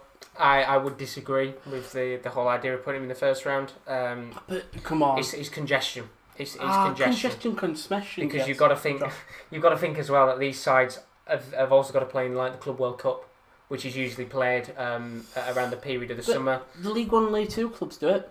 Papa John's, League, play more league games, Carabao, and thingy. It's the same amount of tournaments. True, but at the same time, would you rather have the big clubs come later in and the smaller clubs go on a cup run? Would you rather be knocked out in the first round? But but the smaller clubs rarely ever get a chance because they get stuck at the Championship teams. They rarely ever get a chance to play a big Premier League club, really, do they? I mean, the thing is right now, if you've got to look and think at the end of the day that clubs are already complaining about the fixture list already, so True. If you were to add more games in, it'd make the situation worse. I mean, you're not talking you're adding loads of games, you're literally adding in an extra two games. 3 if you're... I don't believe... Because obviously Championship gets added round 3, so do some Premier League teams. Then round 4, the European sides. Maybe if the European sides get added in round 3 at least, then it's all Premier League and Championship, and then the remainders for League 1 and League 2. Because it's just, you look at the winners, you rarely ever see a shock winner because, apart from Wigan was the last one, yet they were in Championship when they won it. No, they were in the Premier League. That's the thing, it's because they're added in so late. But then at the same time, you'd still see that situation anyway, because the majority of the small teams would probably lose to the bigger teams. Oh yeah, you'd still have the Premier League. It's just giving them an even better advantage that they would have the lower league sides would have played 4 more extra games by the time they faced Premier League sides who would have played no cup games, and so they're only round 5, quarters, semis. There are 4 rounds off where I understand how it works and I do understand, but I would have liked to see the big teams come in at round 3 along with you, the Championship, and not as lower. I just think a lot of the big teams as well would just take the piss. They just put weak sides out. I understand. I just want to see my team play a big side. That's the thing. You've just got to get to round 3. As sad as it is for the smaller clubs, you've just got to make it to round 3, which of course. That's coming round fairly soon, isn't it? Round 2's this weekend. Next weekend coming up, and then we'll have the round 3 draw, which is going to be something very big indeed, and it might be something we look to cover on the channel as well. Of course, because it's a fairly big draw indeed. But the players are out, especially when Oldham, Hull, and Rotherham all in it, and of course the big teams as well. No, United won't be round 3. No, don't they come in? The Premier League sides will still come in. Yeah, but not the big sides. But they're still like United. Still big teams coming into it. Yeah. I was just talking about our personal teams. By the way, we are now into the second half of this fixture between Liverpool and Leicester. As it currently stands, it's 2-0 to Liverpool in this game. Leicester have got all the work to do on their own. Yeah, gotta get an early goal. Get a goal before the 60th minute, and you Gucci. Absolutely, indeed. And Liverpool try to slow it down anyway. Chris has put 3 things certain in life: death, taxes, Diogo Jota banging in goals. Can he bang in any more, do you think, Chris? You'll have to tell us in the chat. But as it currently stands, Jota's got 1 to his name, alongside Johnny Evans, just in the wrong net. Poor Johnny Evans. Bless him. Well, if he could do anything in this game, he'd need to go up the other end and if score he from the corner. Goal, that'd be nice to see. Go from villain to hero, because he should have done better in terms of the own goal that was given in the 21st minute. But Liverpool coming forward here on that left hand side could already be a chance in this second half to get a goal. Back post! Into the back post, and Jota very nearly had his second after 55 seconds. Just gets his foot just behind. I don't know who does it beat to. Is it Fuchs? Just gets his foot behind him and just can't poke it in. So close. Just comes off his shin. I mean, it's a great ball originally from Matip, sprays it towards Robertson. That's a lovely ball by Robertson. Robertson flicks it in. It's really would have been a really good goal in the end, but I mean that's how crucial the fullbacks are for Liverpool, because of course we haven't seen much on that right hand side with James Milner. We've seen a lot of the ball on the left hand side with Robertson. Yeah. You know, Trent is incredible. It proves how much. Incredibly attacking. Yeah. I think Milner can do a job anywhere on the pitch, so that's I think why they focus on Robertson for the attacks anyway. Oh, absolutely. I mean, Robertson's more of an attacking presence because, well, you know, Milner is a very good player on his day. He's still fairly athletic, but he's nowhere near the same player as what Trent's going to be in terms of attacking prowess. Yeah. But as you said, he could play every position on the pitch pretty much. He could play as a centre back or a goalkeeper if they needed him to. He's just that good of a man. How long do you think he goes for? I think he could go for a couple of years. Yeah. I think he could go probably till he's 40. He's His just that good of a man. Unrivaled, I think. There's not many other players in world football who can play the intensity that he does at his age. Obviously, I know he's not old, but for a footballer... He's still old. He's in his... You know, he's getting towards his mid-30s now. Which is old for a footballer. Yeah, and I think it's old for a footballer to still be playing at that, not just at the highest level, as there was very nearly a mistake at the back there. Once again, from Johnny Evans, nearly flicked the ball into Mane. But I think he's very old for a footballer playing at the top level who could play a full 90 minutes, because there's still a lot of good footballers. There's a good chance to see it for Harvey Barnes. One-on-one, well, not necessarily one-on-one, but it's an awful shot. Very poor there from James Barnes. Justin's open in the middle.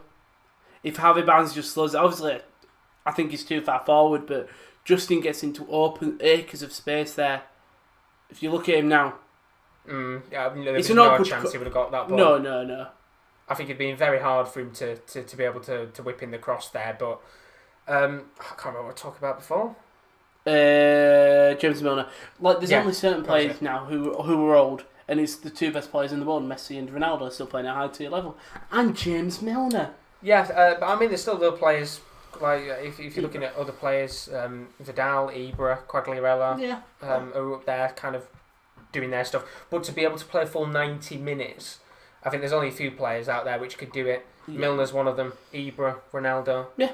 Oh, just very good players indeed. But there's a chance here for Leicester to come forward. Oh, that's a great block by, I think that's Wijnaldum, innit? The thing is, Vardy just latching onto a mistake by Liverpool. I don't know who it was. I was too distracted talking about James Milner. I think it was... I think you might be right. It might have been Wijnaldum or Fabinho got a touch there. But either way, Leicester have got a corner here. And we said a moment ago, if somebody wants to make themselves a hero in the match instead of being a villain, it would be Johnny Evans trying to get his head on this ball. Let's see what happens here. There he is. James Maddison organises himself for this set piece. Leicester to get a goal here is extremely important. I feel so low down compared to it. It'd be perfect timing as well. Get a nice early goal in this second half as the ball's lobbed in from Maddison, and it's a shockingly poor cross into the box. I've got to say Maddison so far has been pretty poor. Oh, bring on Undair for him. Genuinely. Yeah, I'd probably say give it another 10 minutes or so and maybe bring on Undair, because his passing tonight has been pretty poor and well. Could be a chance here for Liverpool to come forward. It's Curtis Jones at the edge of the box. Very similar to everywhere he's scored against Everton. Still going here. Lays the ball off in the end towards James Milner. Tries to flick a ball into the box, but he doesn't get it to anyone in the end, and Brighton is able to clear away. Big chance there for Liverpool. Can Maddison create something now? No, he goes all the way back to Kasper Schmeichel. And I mean, when you look at these first 5 minutes, there's been a little bit more of an attacking prowess from Leicester. But Liverpool could be forward here yet again. Going to be a ball led off to Mane. Tries to flick the ball back into the path of Naby Keita for a 1-2. And in the end, it's Albrighton who gets a block. Another corner here for Liverpool. I was going to say, Leicester have had a few more chances. But it doesn't feel like much has changed from that first half, does it? I mean, we had that Harvey Barnes chance and then that's it. Still looking shaky at the back. Very shaky indeed. There's going to be a corner here for Liverpool. They scored quite early on in the first half from a corner. Can they do the same again? Ball's going to be lobbed into the box. Doesn't come to anyone in the end, and it's another poor set piece. I mean, that's two poor Robertson balls, but also a poor Maddison ball earlier, as Chris said. I agree with Rowan. I agree with Rowan. I'm saying with Carlisle, welcome Pep Guardiola to Brunton Park. Imagine that. Jurgen Klopp at the sealed New York Stadium, is it? It'd be nice, but we're in the third round anyway. So yeah, you're lucky. For us, if you're a championship side, you kind of look at it and think, well, That's fine. If you can try and get through the third round. You get the best of both worlds. Well, exactly, because even if you get a Premier League side, I mean, this year, I think the best team you could face is who's not in European football is probably Wolves. As the best Premier League team. Even like Palace now, in terms of like the way they're performing this season as well. Yeah, Newcastle will be up there. Yeah. Everton, of course, we forgot about Everton. Everton won, have it, yeah. Yeah, Everton would be a perfect Shake him in today, though. Yeah, very, very nervy indeed. But there's going to be a change here because it looks like Naby Keita has pulled up with potential injury. So it means we're going to have a change. And I think it's going to be Nico Williams coming onto the pitch in this game. So thigh injury for Naby Keita. Which is not good because he's had so many injuries recently, Naby. This is certainly something that Liverpool fans won't want to say. Was he from Leipzig or Salzburg?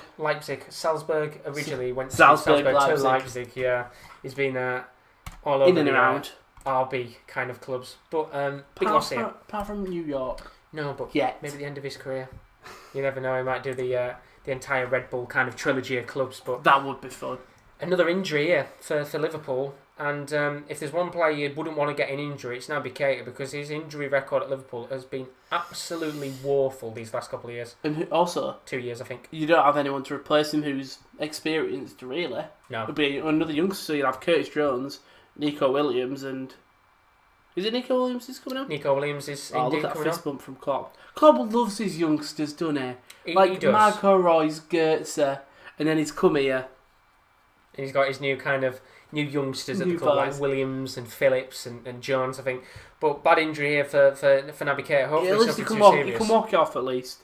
Yeah, exactly. But I mean, even then, walk on it. He's walked off a few injuries before, and he's still been out for about fucking 10 years. So whether it's going to be the situation again for Liverpool fans, 10 kids by the time he's come back. Yeah, honestly, if he could get a mortgage on Naby Keita, he'd get a lot of money back from him from injuries. But big chance here for Nico Williams to prove himself because he's just got under 45 minutes of action to play. Quite like his tattoo as well. Have you seen it? It's an eye, then it's got someone kicking a football. Show that he is a football player. Come on. Just to prove he plays football. The Welshman. But here he is. Nico Williams onto the pitch. Not a substitution as I said you'd want to see in this match, but for the youngsters, for the two guys specifically, Williams and Curtis Jones, what a great opportunity for them. Yeah. Well, in fairness, if Naby does get injured, it is going to be Curtis Jones and Nico Williams playing, won't it? And it's going to be a young midfield, but luckily you'll have Jota, Salah, Firmino and Mane all to carry you through a game, really. What they'll probably do, they may play Tsimikas at right back or Robertson at right back, Milner at centre mid. Yeah, and I mean, there's a chance here though for Liverpool to come forward. I'll talk about it in a second because Sadio Mane's on the left wing. Can he go for goal? Oh, it's a great save from Michael, and he's just headed over. Big chance there for Liverpool, and it really should be 3-0. I think it comes from Fofana slip, doesn't it? Does he miss his tackle? We'll see it here. It's flicked on by. No, he's just too busy ball watching, isn't he? Mane comes through, puts it onto his right. Great save by Schmeichel, then headed over by Fuchs, I think that is. Is indeed. Great save. That's a great save by Schmeichel. And I mean, you think of that situation, that save was actually going to put it into the back of the net, but Fuchs there with a decisive touch, just make sure it doesn't go into the back of the net. And we have another corner in this game, which is going to be taken short this time. Played it back off to Robertson. Milner just takes a couple of touches, lobbed into the box. Milner whips it off. Come down in the end, and eventually it looks like it's going to be cleared away. It isn't though. Curtis Jones gets the ball back, and Liverpool really will go backwards. There. Under pressure from Tielemans. It's good chances though, and I've got to say, as much as we said Fofana had a good first half, he has been a little bit poor in this game. That's 2 times now where he's, the first chance was the bobbling ball. The second chance that he gave away a moment ago was just bad ball watching. He's just a bit too erratic, innit? So like you saw, he's still young though, isn't he? How old? He was 21 or something. I think he's 20. He's very young indeed. Hate it. It's the same age as KD. It's mad, isn't it? But we've got another corner here. Playing Premier League football. Liverpool have got a good chance to make it 3-0. Ball lobbed into the box, and it's a really poor cross this time. That's eventually cleared away by Fuchs. Could be a potential chance for a counter-attack, but Robertson gets back and lays the ball all the way off to Alisson. So and Liverpool no chance of Leicester attack. Yeah. Up acres of space for this. Has Nico Williams gone it to right back? Yeah, Milner's gone into midfield. So Williams at right back, Matip and Fabinho, and Robertson. Which I guess now means you can't afford to take Milner off. No. Which, as I said, he's one of those players that quite luckily at his age can still do a full 90 minutes of football and still look like he's not broke a sweat in a match. That's how special of a player he is. And he's mad, isn't it? Because he's been in the Premier League for pretty much his entire career. Started at Leeds, didn't he? Yep, when they were in the Premier League. And then, we'll come back, Curtis Jones. Jota. Lovely work from Jota. Oh, great save. Good save. Going to come back to Jota though. Flicks the ball into the box. Comes towards Firmino. Hits the post. Bit of bundling in the box from the Leicester City defenders and Fuchs. What clue? Has to clear it away. Well, big chance there for Schmeichel's just saved their ass again. Yeah, Bobby Firmino. Jota cuts onto his on his right foot. Takes a shot. Schmeichel gets down low. Parries straight back to Jota. Puts it across face to goal. And Firmino. Ooh, it's foul. Yeah. And as Firmino tries to poke it in, I think it's headed by Johnny Evans into his own post, by the way. Do you think? We'll see. Is it say here? Yeah, this is the chance we'll see now. And so it comes to Jota on that right hand side. Cuts onto his right foot.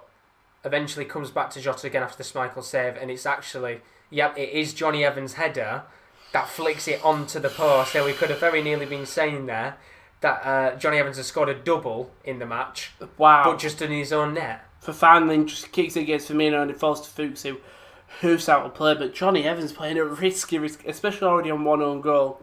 You don't want to make it two.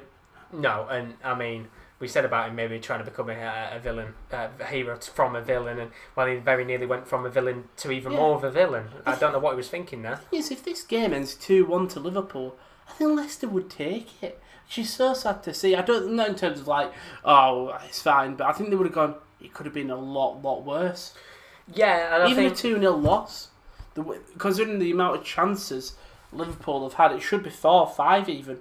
I think the one thing we always say about Liverpool, and it's 90% of the time, that Liverpool don't have to hit the heights to beat teams. And I think today is another situation where they've not had to go full throttle to beat Leicester. It's been fairly easy, in my opinion, for them to break down the away side. And let's be real, we're now just under 15 minutes into the second half, and we've pretty much had no opportunities in the last 10 minutes from Leicester. No, Vardy again. We said that he was practically invisible first half. He's even more invisible now. He has been indeed. Ravens is back at the stream. Hello, Ravens. Buddy. And he's been pretty well zoned out of the game, which is not very usual for a player like Jamie Vardy to be spaced out of a match and not really have many touches on the ball. Usually by now we're saying at least he's got one goal in the match. Or he's at least put pressure on Alisson. Alisson hasn't been tested at all today. No, he's had nothing to do. I mean, it was a long-range effort from Justin that nearly tested him, but in terms of saves being hit straight at him and things like that, he's had nothing in the game so far. While as for Schmeichel, he's made a couple of pretty decent saves in this game, hasn't especially in the past 10 minutes. It's 3 game-changing saves. Not changing, but you know what I mean. Saving, game-saving saves for Leicester as they try to look to go long ball here towards Vardy, and just nothing seems to be coming off for them right now. No. They just tried to build from the back, but Liverpool are pressing so much. They'll come to Albrighton on the wing. So we know it's Fuchs, sorry. Come to Fuchs on the wing and just doesn't create anything. You can see right now, if you're watching the game, in terms of the action in the last 10 minutes, as pretty much I was saying a moment ago, we've had 8% of the ball in Liverpool's defensive half of play. It just proves how right now just nothing seems to be working for Leicester. And we said at half-time, do you take a gamble here and bring somebody on a little bit more attacking, maybe in midfield, to try and change the game up?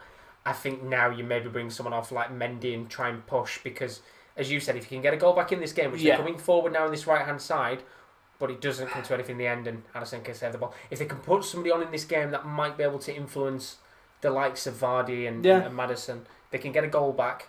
They've got loads of time to get a goal in this game and equalise. Bring on Sengi's under, I think. Yeah. Just give him a good 30 minutes to just try make a change, because currently none of the other players are making any difference at all. Well, we are going to have 2 changes. I was going to say another man to bring on was Pryor, and that's exactly what they're doing. Under and Pryor. Do you think about Mendy and Maddison, or probably Mendy and Barnes? I would have said Mendy Barnes, but I mean Maddison has been, well, to be fair, actually, I think both have been pretty quiet in this situation of the match. But got a free kick here for Leicester, about 35 yards out. First, because I think Pratt and Under probably not the biggest people to have in the free kick. Unless they'll take it quick. No, I think they'll just wait and see what happens. But Fuchs and Maddison standing over it, about 35 yards out. You can either have Fuchs, who would probably be more likely to hit this, or you can have Maddison who's going to flick it into the box. And Maddison's going to take it. It's going to be a flick, and he comes towards Vardy. He's not going to. It's still fumbled. It's fumbled by Alisson. Still a bit of mix-up in the box. There's a call for a potential corner for Leicester City by Tielemans, but it doesn't come to anything in the end. And we talked about a fumble earlier from Schmeichel. Now it's a fumble from Alisson. The cross comes in, and it's just Vardy is offside, but he flicks off. I think he flicks off a player's head. Don't know as well. Yeah. Vardy can't poke it in. Barnes can't poke it in. Alisson just holds his own. It does come off a Liverpool player. Vardy chests it down to the Alisson. Barnes tries to poke and Alisson makes a save, and Tielemans tries to head it somewhere. And I mean that was the chance there, and the substitution in this match sees Harvey Barnes come off for Dennis Pryatt. That's the first substitution, and then the other player to come off is Christian Fuchs. Before at the back. So before at the back, quite a slight tweak of the system there as Leicester look to go a little bit more attacking in the game as Romans is putting a couple of the NFL scores in the chat. But half an hour left to go. We said they had to make some attacking changes, and I think they've listened to us perfectly, Ron. Yeah, I mean, I don't know what they'll do. Do you think they'll go 4-3-3? Well, no, because they've took off Barnes.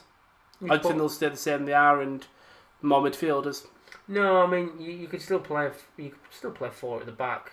I guess what Brighton would play as a left back, and you play 4-3-3. You got Pryatt, Maddison. Actually, then again, yeah, it's a fair point. I'll run through them scores to the chat. New England beating, losing to the Texans. Texans are currently 2-7, I think. So big win for them. Stop for a second quickly because Leicester coming forward. Sorry, good chance here for Pryatt with his first few touches. Now into Under for his first touch of the game. Going to go through towards the middle of the pitch. Laid off time build to up. the right hand side, flicked into the box towards Vardy. Cleared by Marty, but there could be one more chance here. And that's a poor ball by Tielemans. There from Tielemans. Carry on, go for it. No, to Zex because James Justin still got the ball. It's okay. He'll probably try and flick this. Yeah. Titans Ravens are currently beating the Titans in a really good even matchup. Both teams having a great season. Saints dominating the Falcons. Patriots are only just beating. Can't remember who they're playing. Texans, and the Browns are only just beating the Eagles. And there's touchdown clowns, whatever. There we go, back to the game.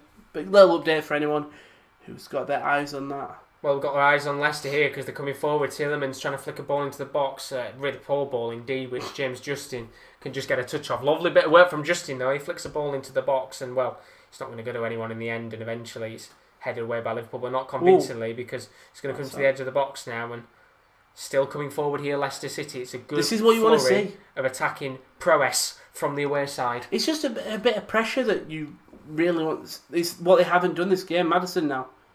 Look, there's nobody to play off to there. It's a bit tricky, and there's going to be a long-range effort taken on from, I think, Under, yeah. And there seems to be no one there to let off to in that situation. That's the thing. No harm in Under going for a shot, actually. Ravens, by the way. I mean, that's the thing. Maybe a long-range effort might be the thing to get back in the game when they're coming forward here. Under tries to flick a ball. Well, I don't know what he's doing there, to be honest.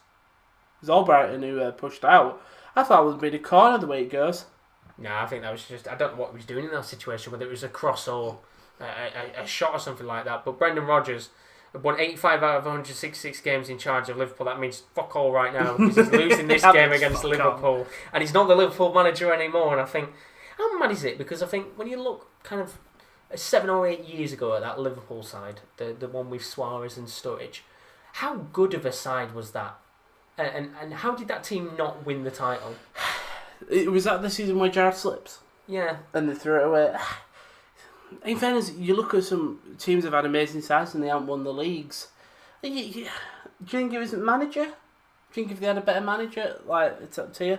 I don't know, because, I mean, you look at what went on in that towards the end of the season. It was they were 3-0 up against Palace and then they lost 3-3. Got a 3-3 draw because Dwight Gale did the only thing he's ever done in his career and have that one game that he'll remember.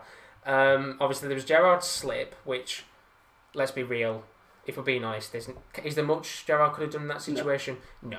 We've seen a bunch of... I think it was just such a high profile. John Terry did the same in a final. Yeah. I think there's nothing to do. He just loses control of himself, doesn't he? Yeah, it's one of those where, I mean, that side was incredible, but the side of last year was absolutely formidable at times. They've always had good teams, Liverpool, over the last couple of years, and well, if we go back 10 years, then maybe it's probably not worth talking about the side of 10 years ago. But I mean, now it's such a good squad. It just shows how good of a manager Jurgen Klopp is. He did it with Dortmund. He turned them into a really formidable side. People were scared of him. When he left, you saw what happened to Dortmund. No one's won the league since. Apart from Bayern, obviously, but. In terms of Dortmund trying to kind of challenging other teams, nobody else has, have they? No. There's a bull break either. Goodbye Fofana. And that's the thing, he does change your team for the better. It'll be interesting what he does after Liverpool. Do you think he goes to another European club? Obviously not Bundesliga and Premier League, but Serie A, La Liga or Ligue 1. Or does he go to that German job? Retire. Do you think he retires? Well, I might maybe take a few years out of the game. Either that, I think more likely he'll probably go manage Germany, or he takes a couple of years out. I think what he's done at Liverpool is incredible, but I think he'd probably take a bit of time out like he did with Dortmund before jumping into another job. How many years has he got left? I think he's got 3 or 4 years. He signed a new contract, I think. If Chris is in the chat, you'll know more than me. I'm pretty sure he signed a new contract at the end of last year that took him to 2024. But do you think Phillies, do you think he'll just go to the bottom and say, I want to call it there? Do you know if they win the league? No, I think he'll just no chance. I think he's out to dominate football with this side, which can you blame him in the end, because everything's there with this Liverpool team. They've got everything they need to dominate for a few years, but of course this season they've had a few injury issues, which certainly hasn't been good for them so far. Yet they're still challenging for the title. Yeah, that's the thing. I think when Van Dijk was injured, we all thought it's the end of Liverpool. They're going to have an awful season, yet they are beating a title contender in Leicester quite comfortably. Yes, Leicester haven't been good today, but they've done well. And I think when Liverpool had this talk a few years ago, before they had Van Dijk and Alisson on the two positions they needed to upgrade, I think that if Alisson was injured but Van Dijk wasn't, I'd be saying there's no chance of winning the title, because Adrian's just shit. Don't trust him. I think he's awful. And he was good at West Ham, that's the thing. He was good at West Ham, and he was good when he first came in, but he's not a backup keeper for a top 6 club. It's sad to see, isn't it? Because it seems like the Liverpool do just have an issue with keepers apart from Alisson. Karius, loss of confidence. Mignolet, loss of confidence. I know he's getting it back at Club Brugge. Club Brugge. Sorry, Leicester just coming on the attack here from a free kick, but nothing comes of it. And then Adrian. Yeah, I think Adrian's not a backup keeper for a top 6 club. He could probably go to like a Real Betis or a Sociedad and maybe do a job there as a backup or a starter. But for a top 6 club in the Premier League, he's not a good enough backup.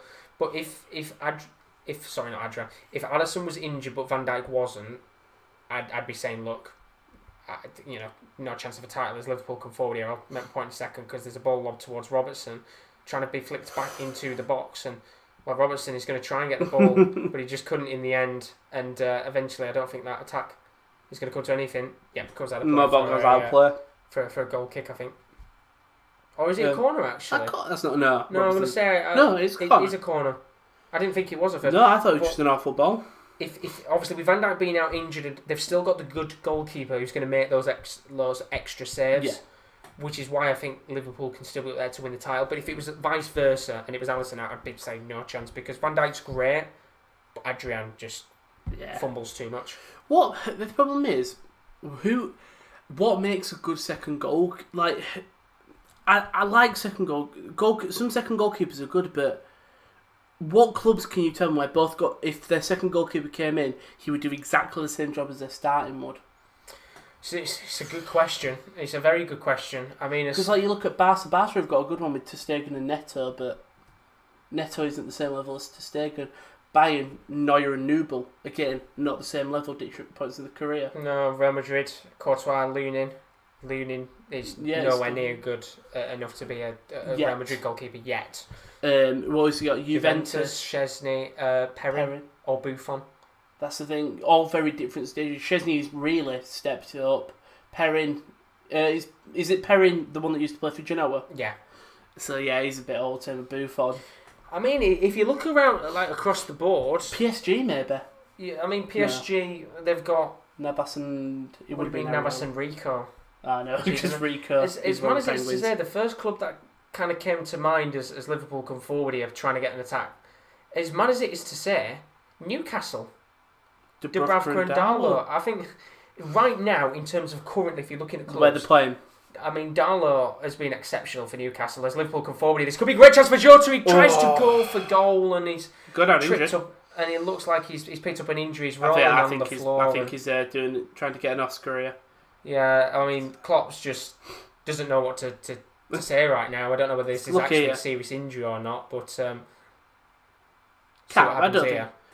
Well, it could be. Fofana does come striking in. Fofana. Yeah, it is Fofana in the end who comes in, and well, I don't know whether it's the fact he's kind of as he's fold, he's kind of he's just thigh to thigh. Yeah, I mean, Klopp is not happy at all. I think he's a bit frustrated that's not been given as a penalty or anything there. I could see it as a penalty, you know. He's bewildered. Hopefully, Jota's all right, because the last thing you want to see here is Minamino. Any serious injuries. Minamino. Oh, come on. True, but for Liverpool fans, you'd be very frustrated. Especially with the form he's been on and how he's playing. Yeah. But Chris Kavanagh, you can see right now, no kind of insinuation of looking to VAR for a penalty or anything. And well, Jota's just complaining right now, and I think he's just telling Jota to come off the pitch to get some treatment. Yeah. As Klopp complains to the fourth official. You rarely ever see Klopp be consistently fuming. You'll see him be angry, and then he'll just calm. I feel like he's got a really good inner zen, Jurgen Klopp. It's always when they lose games, you always see in the post the press conference afterwards. When he just interviews with Sky and that, you can tell he's incredibly peed off. Mm-hmm. But then usually afterwards he apologises at the end. He's really good at media. He's really well media trained. Oh, he's incredible for Southampton. No, Angus Gunn's not there anymore. Never mind. No, he's not there. You could have said Burnley to a certain extent with Pope and when they had Heaton and that back in the day. I'm just going through all the clubs. Leicester, Schmeichel and Danny Ward. There are levels. Yeah, exactly. One of them is better than the other, and I don't think it's hard to tell which one's the top keeper. Wales' best goalkeeper. Is he retired yet? No, he's still there. He's still going. He's still at Leicester, and we've got 17 minutes left here of this game, and since the subs have come on, we've seen nothing of them, to be honest. One little Liverpool chance, but it wasn't from the sub, it was from Jota, who now he's still running. Fofana fouls him. Well, Fofana as Robertson now, who looked like he wanted to go on a solo run. It's been a couple of mistakes tonight from Fofana in terms of, as we said, missed a couple of balls, a couple of poor fouls and tackles in the box, and I think Liverpool look fairly comfortable. Doesn't seem like we're going to get a goal from Leicester in this game, does it, to be honest? No, Vardy hasn't looked. Bring on Iheanacho. Do you think? Why not? Vardy hasn't done anything.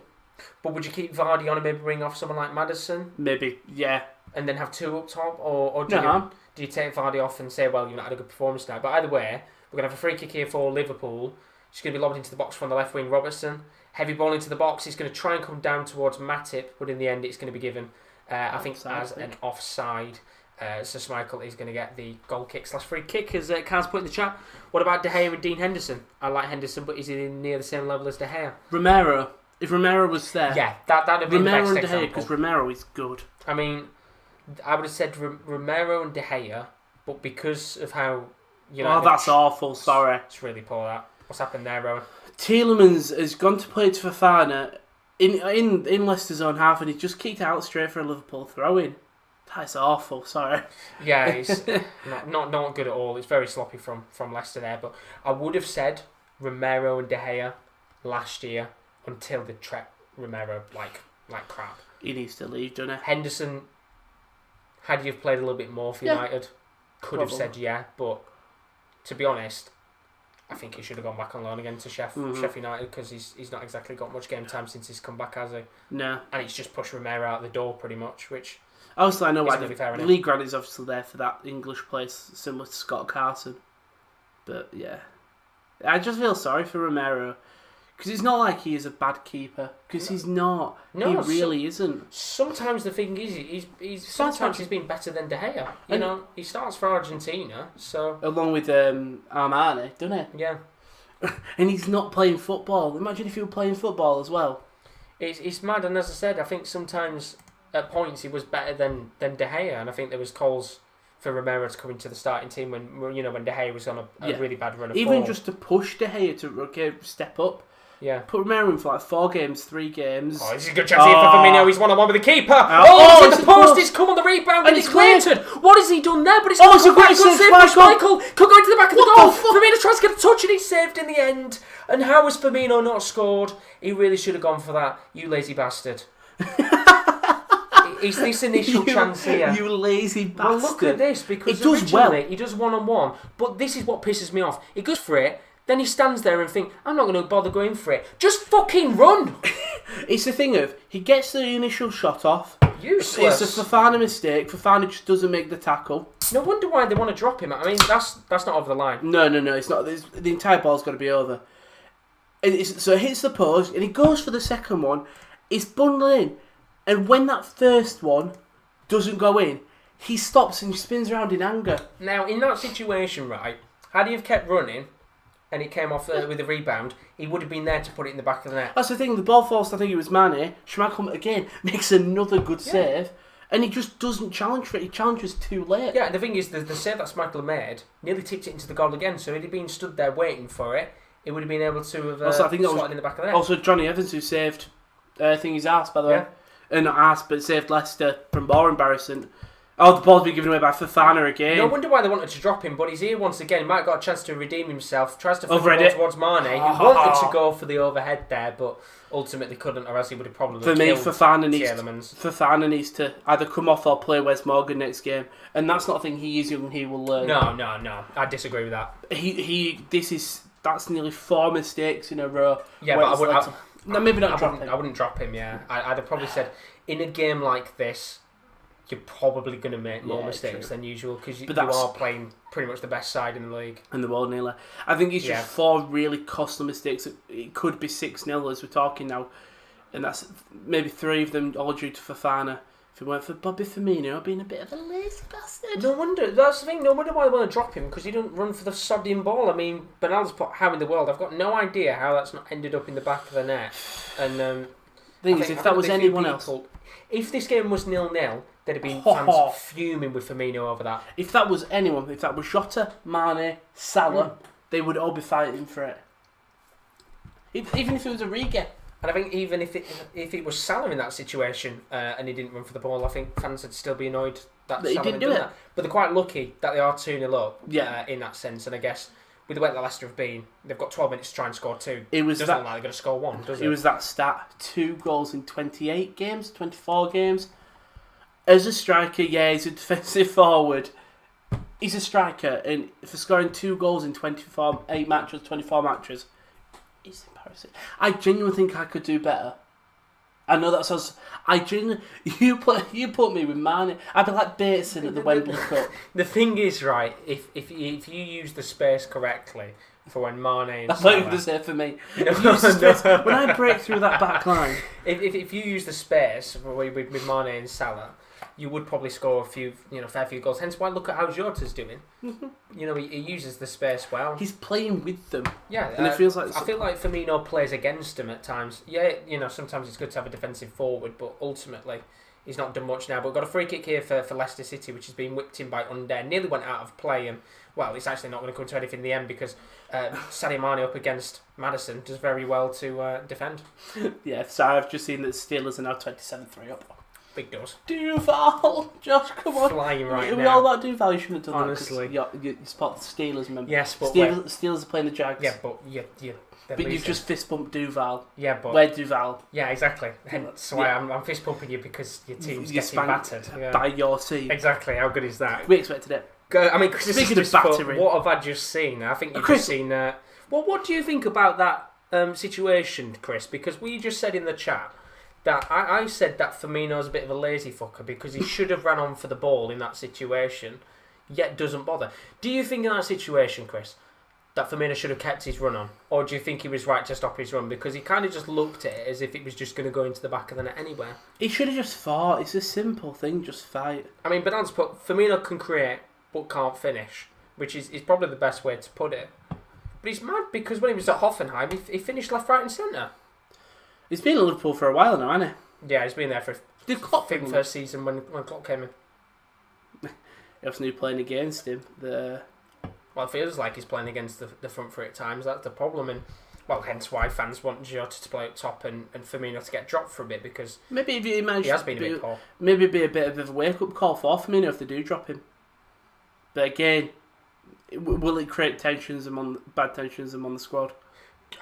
Well, among him even. It's a fair point. I mean, Bernardo's put in the chat. I think there's a possibility Firmino gets a substitute position in the team and a new striker takes the lead. Haaland? I guess that's the thing. He won't leave Dortmund, by the way, Haaland, I don't think. Who do you bring in? But James Justin is up against Alisson here. Comes out of his goal, the sweeper keeper, and he gets there in the end. And Chris has put, kept his run on like your life depends on it. Exactly. Instead, he just watches it and, well, he thinks it's going to go into the goal, and quite obviously it isn't. And then Chris has put, who cares? You get booted in the head. Exactly. Take the hit. I know he's too bothered about his pristine looks and his hair, but just go in for it. If you think about it, that ball's up in the air. If you run in for that, you're either heading it into the net or you're getting a shoulder, a boot to the face. All that boot to the face can do, you're either going to get a bit of a bit daisy, you're going to get, it's not going to be a serious injury. And that goal could get you in the fans' good books. And at the end of the day, that's really all that matters at some points. Yeah, and look, Firmino needs a confidence booster. And I guess, did he not run onto it thinking either A, it was going to go into the back of the net, or did he not run onto it thinking, well, if I miss this, I'm going to look like an absolute idiot? Which I guess is the other thing he could think in the back of his head. But by the way, he needs a booster. Leicester there trying to create something. Albright, and he did have, I think he had Singy Sundero on his right, but goes straight down the middle, played the ball into it, nothing comes, but it's James Maddison now, outside the box. He did have, that is Albrighton on the wing. Plays it outside the box, Maddison takes a touch, takes a shot. Good defending there from Fabinho. It's Fabinho, I thought it was into his thingy. No, Fabinho there just getting a touch, and now Liverpool can come on the counter, and it's Jota going to spray the ball onto the left wing towards the path of Sadio Mane. There's a run in the box for Firmino, but Mane's going to take it on his own. There's a rebound there from Schmeichel, trying to get it towards Firmino, who can't get a touch on the ball, and eventually it's going to be cleared away here by James Justin. Tielemans. Big chance there, though, again, for Liverpool to come forward. Really big chance, and Schmeichel spills it. He spilled it a couple of times today, but they haven't actually scored from it. So I suppose you can't. I think it's an awkward bounce for him. Firmino again. Don't want to say he should have just swung at it. But they probably should have just swung at it. Let's be honest. I mean, no much. By the way, only not many changes from these sides. Who was it that came on? It was Under and 2 changes for each. Which, to be fair, they've only got 3 subs they can make in the league. Fuchs in the end. Yeah, so they changed the system up. I mean, Carl's playing for playing well and scoring goals. He should be benched and earn his way back into the team. Exactly. And you look at it right now. There is a striker up top who is doing nothing. He's done jack shit in this game apart from that one chance. Yet there is a winger who can play as a striker who's banging the goals in left, right, and centre. And look, I understand that Klopp likes Firmino. It's a great tackle by Favan, sorry. It's alright. And on his day, he's a great player. When he's on form, he's a fantastic player to watch. But drop him. He's done nothing in this game apart from have the 1 or 2 chances. And we'll probably go on and score now as they come forward on this right-hand side. And it was a good chance there for Williams. But it is going to out for a corner. And it'll probably make me eat my words now. No, it's not eating your words though, because the thing is, right, let's say Liverpool really don't want to play Jota as a striker. Fair enough. Yeah. Give Origi a chance. Why not? Yeah, he's a different striker. He's not as good as Firmino. But you don't know. There's been moments where a player's been sat on a bench and he's come on. Rashford. Me and KL were talking about something yesterday. I was like, look at Rashford. He came on and he actually made an impact. And he came out of nowhere. It's the same here. Give him a chance. Bring up a youngster. Look at what Dortmund did at the weekend. They were comfortable. So they brought on Mukoku. Give him a chance. Why? I think it's just annoying to see someone not showing that heart when you're playing the best tier of football. It's frustrating indeed. We've got a corner here though for Liverpool. Lobbed into the box, and in the end it's not going to come to anything. Mane gets the header onto it, and it will come out for a second corner here. I mean, Chris has put Divock Origi being a cult hero for us too, which is he's not wrong. He scored the bloody goal in the Champions League final, for God's sake. And also the thing is, Origi, come on, he could play awful. The fans will get annoyed. Sorry, semi-final, not final. Yeah. Fans will get annoyed at him, will they? Fans are not going to go, oh, Origi rubbish, but as long as he's showing effort, I think Milner will whip in corner though. Oh, it's a really good corner, and it's a good goal, and of course, he's the man to fucking score, isn't he? It's Firmino. He's done nothing all game. That's him, and we said he was going to eat our words. Fucking hell. Fair play to him. I mean, as I said... That's 3 goals in 24 games now. We said, look, at the end of the day, we were slating him a little bit, but we said, if he can get a goal in this game, it's a confidence booster for him, and he's got the goal, and look at how good it is for him. He's hugging the players, and for squad unity, it's a big moment for Firmino. 3-0. He could have 2. He could have 2 today. No, but again, good ball in by Milner. Firmino, who I think is Under. That's poor from Under. Obviously, he's not a defender. I'm just gonna. Is it Under or is it Justin? Yeah, it's Under. I mean, it's a world class header. There's no chance that's being saved. So cross comes in. Under loses Firmino. But then the one thing, Firmino gets headed instead of Under. At least keeping his eyes on Firmino. His face is away and puts his back to the ball. At least keep your eyes on the ball if you're gonna lose your man.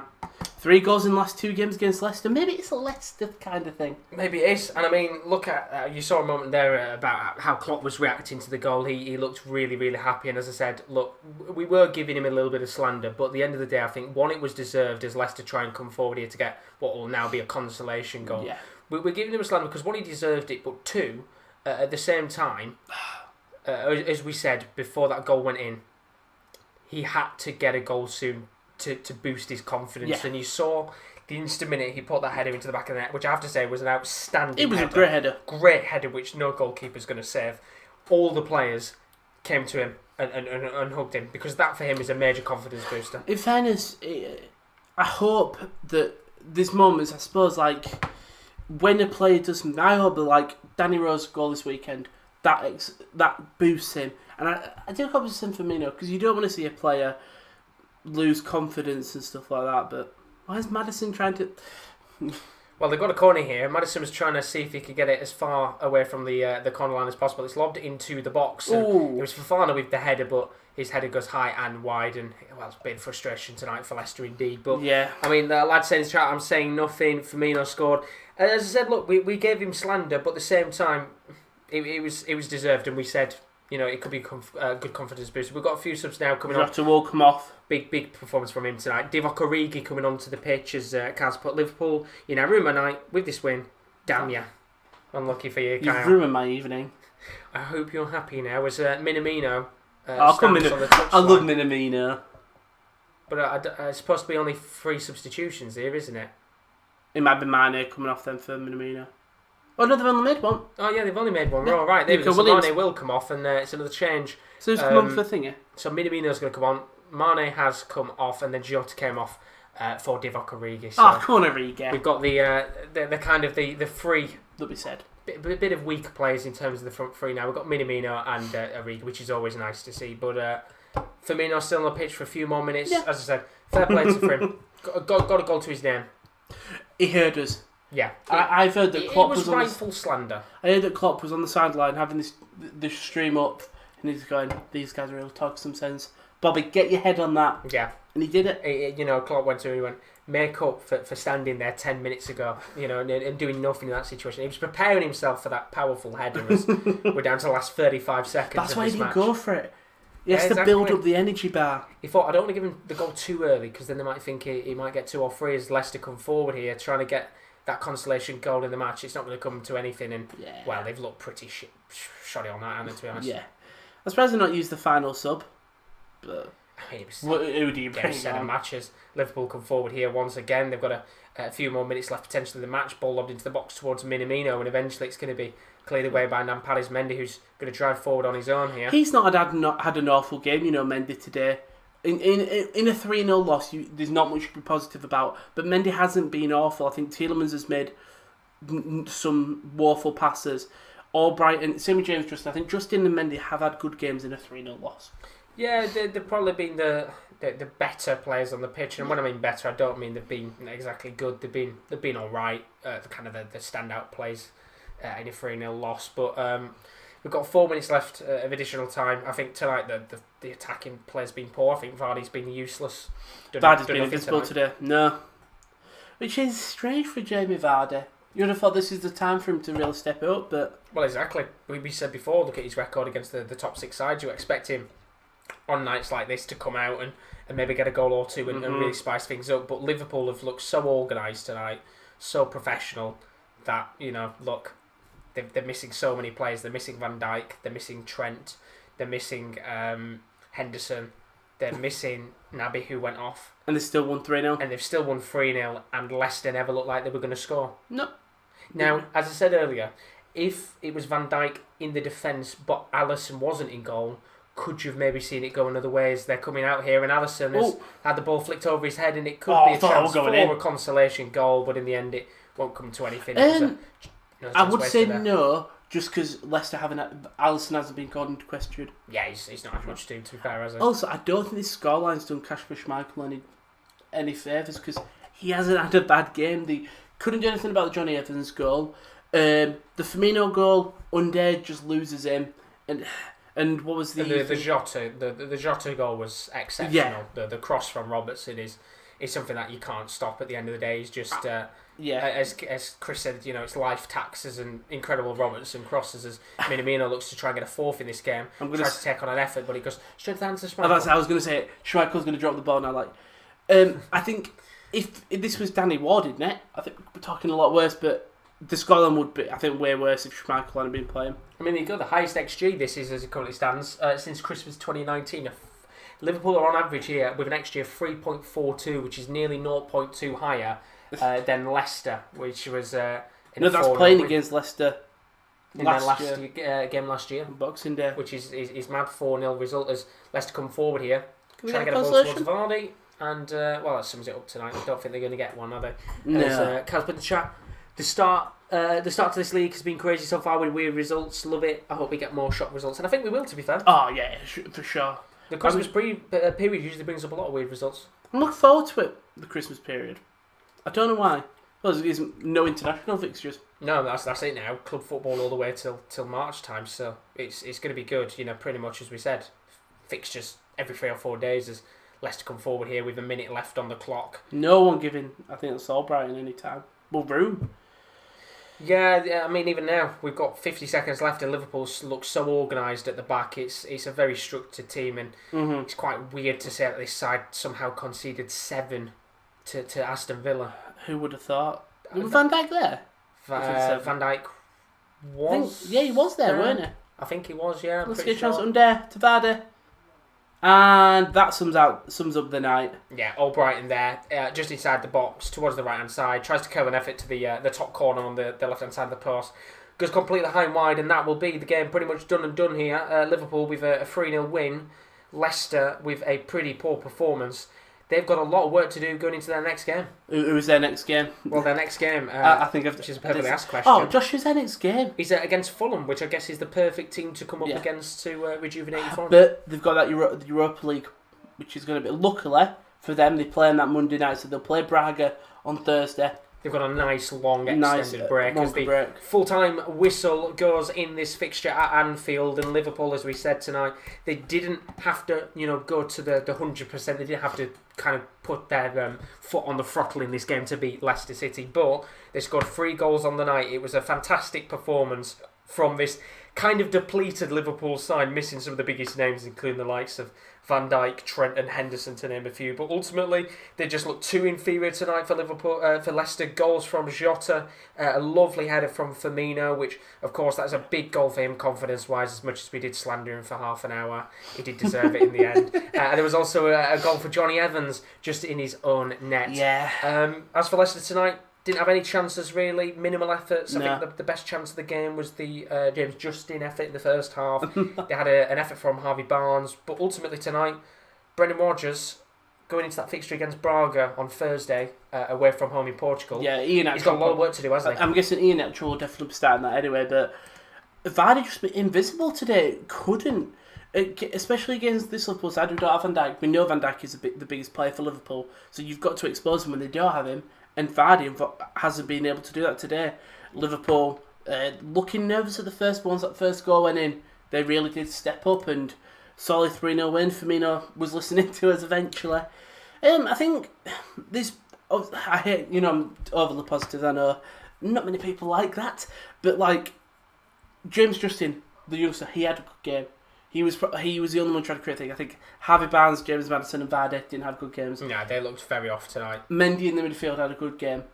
Schmeichel had a good game. But Fofana, he's young. He will learn from this. He did have moments where he looked solid. Fuchs, Evans. Yeah, less we talk about them. Actually, I'd probably say the opposite. I would have said Fofana tonight in that back three.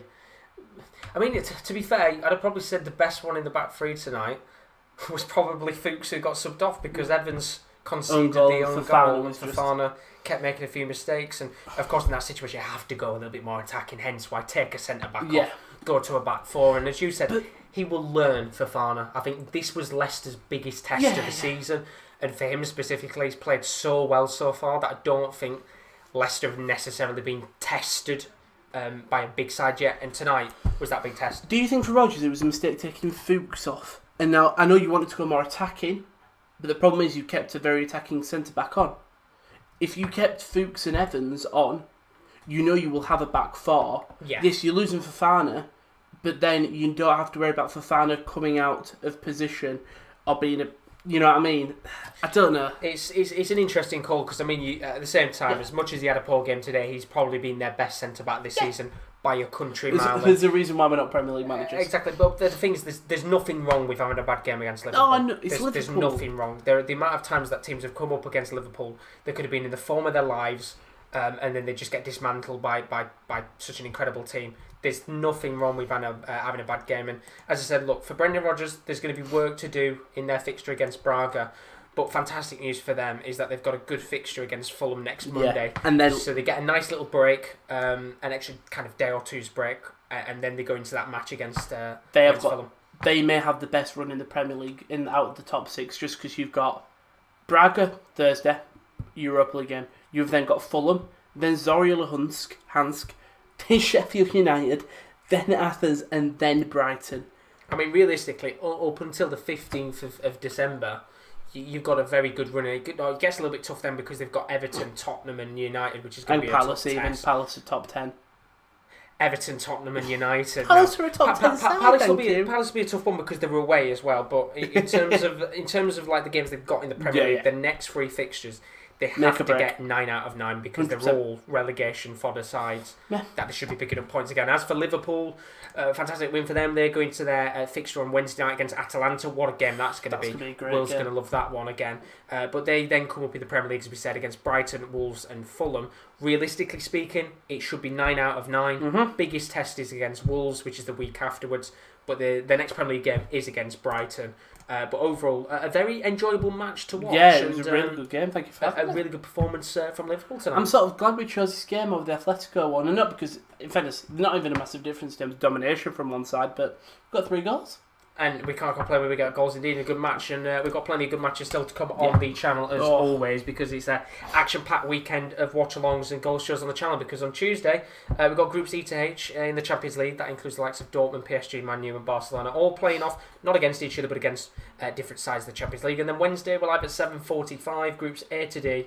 Should be plenty of goals, and hopefully we have as much drama as we did last time. Fingers crossed. And then Thursday, fingers crossed My with boys. this one. Nice versus Slavia Prague, our Europa League game of the week. We'll, of course, keep you up to date with all the goals on that one. Fingers crossed we can cover it live, and we'll have Rowan back for that. At the _sports corner in case anything changes. Absolutely indeed, but as for now, thank you very much, Rowan. Thank you very much, Josh. Very enjoyable stream indeed. I always feel like I say it on stream, Thank you very much, Josh. It's greatly appreciated. Don't never get it from the other boys, but no appreciation from them, but I always get it from you. And big appreciation to everybody for joining us tonight. Fantastic to see all the support and all the questions and comments coming in. Hope you guys have enjoyed the stream. We will be back on Tuesday, 7:45 for the Champions League Goals Show. Should be a good one indeed. But as for now, thank you very much for joining us. Hope you have a fantastic morning, afternoon, or evening, wherever you are. We hope to see you again soon. Good night.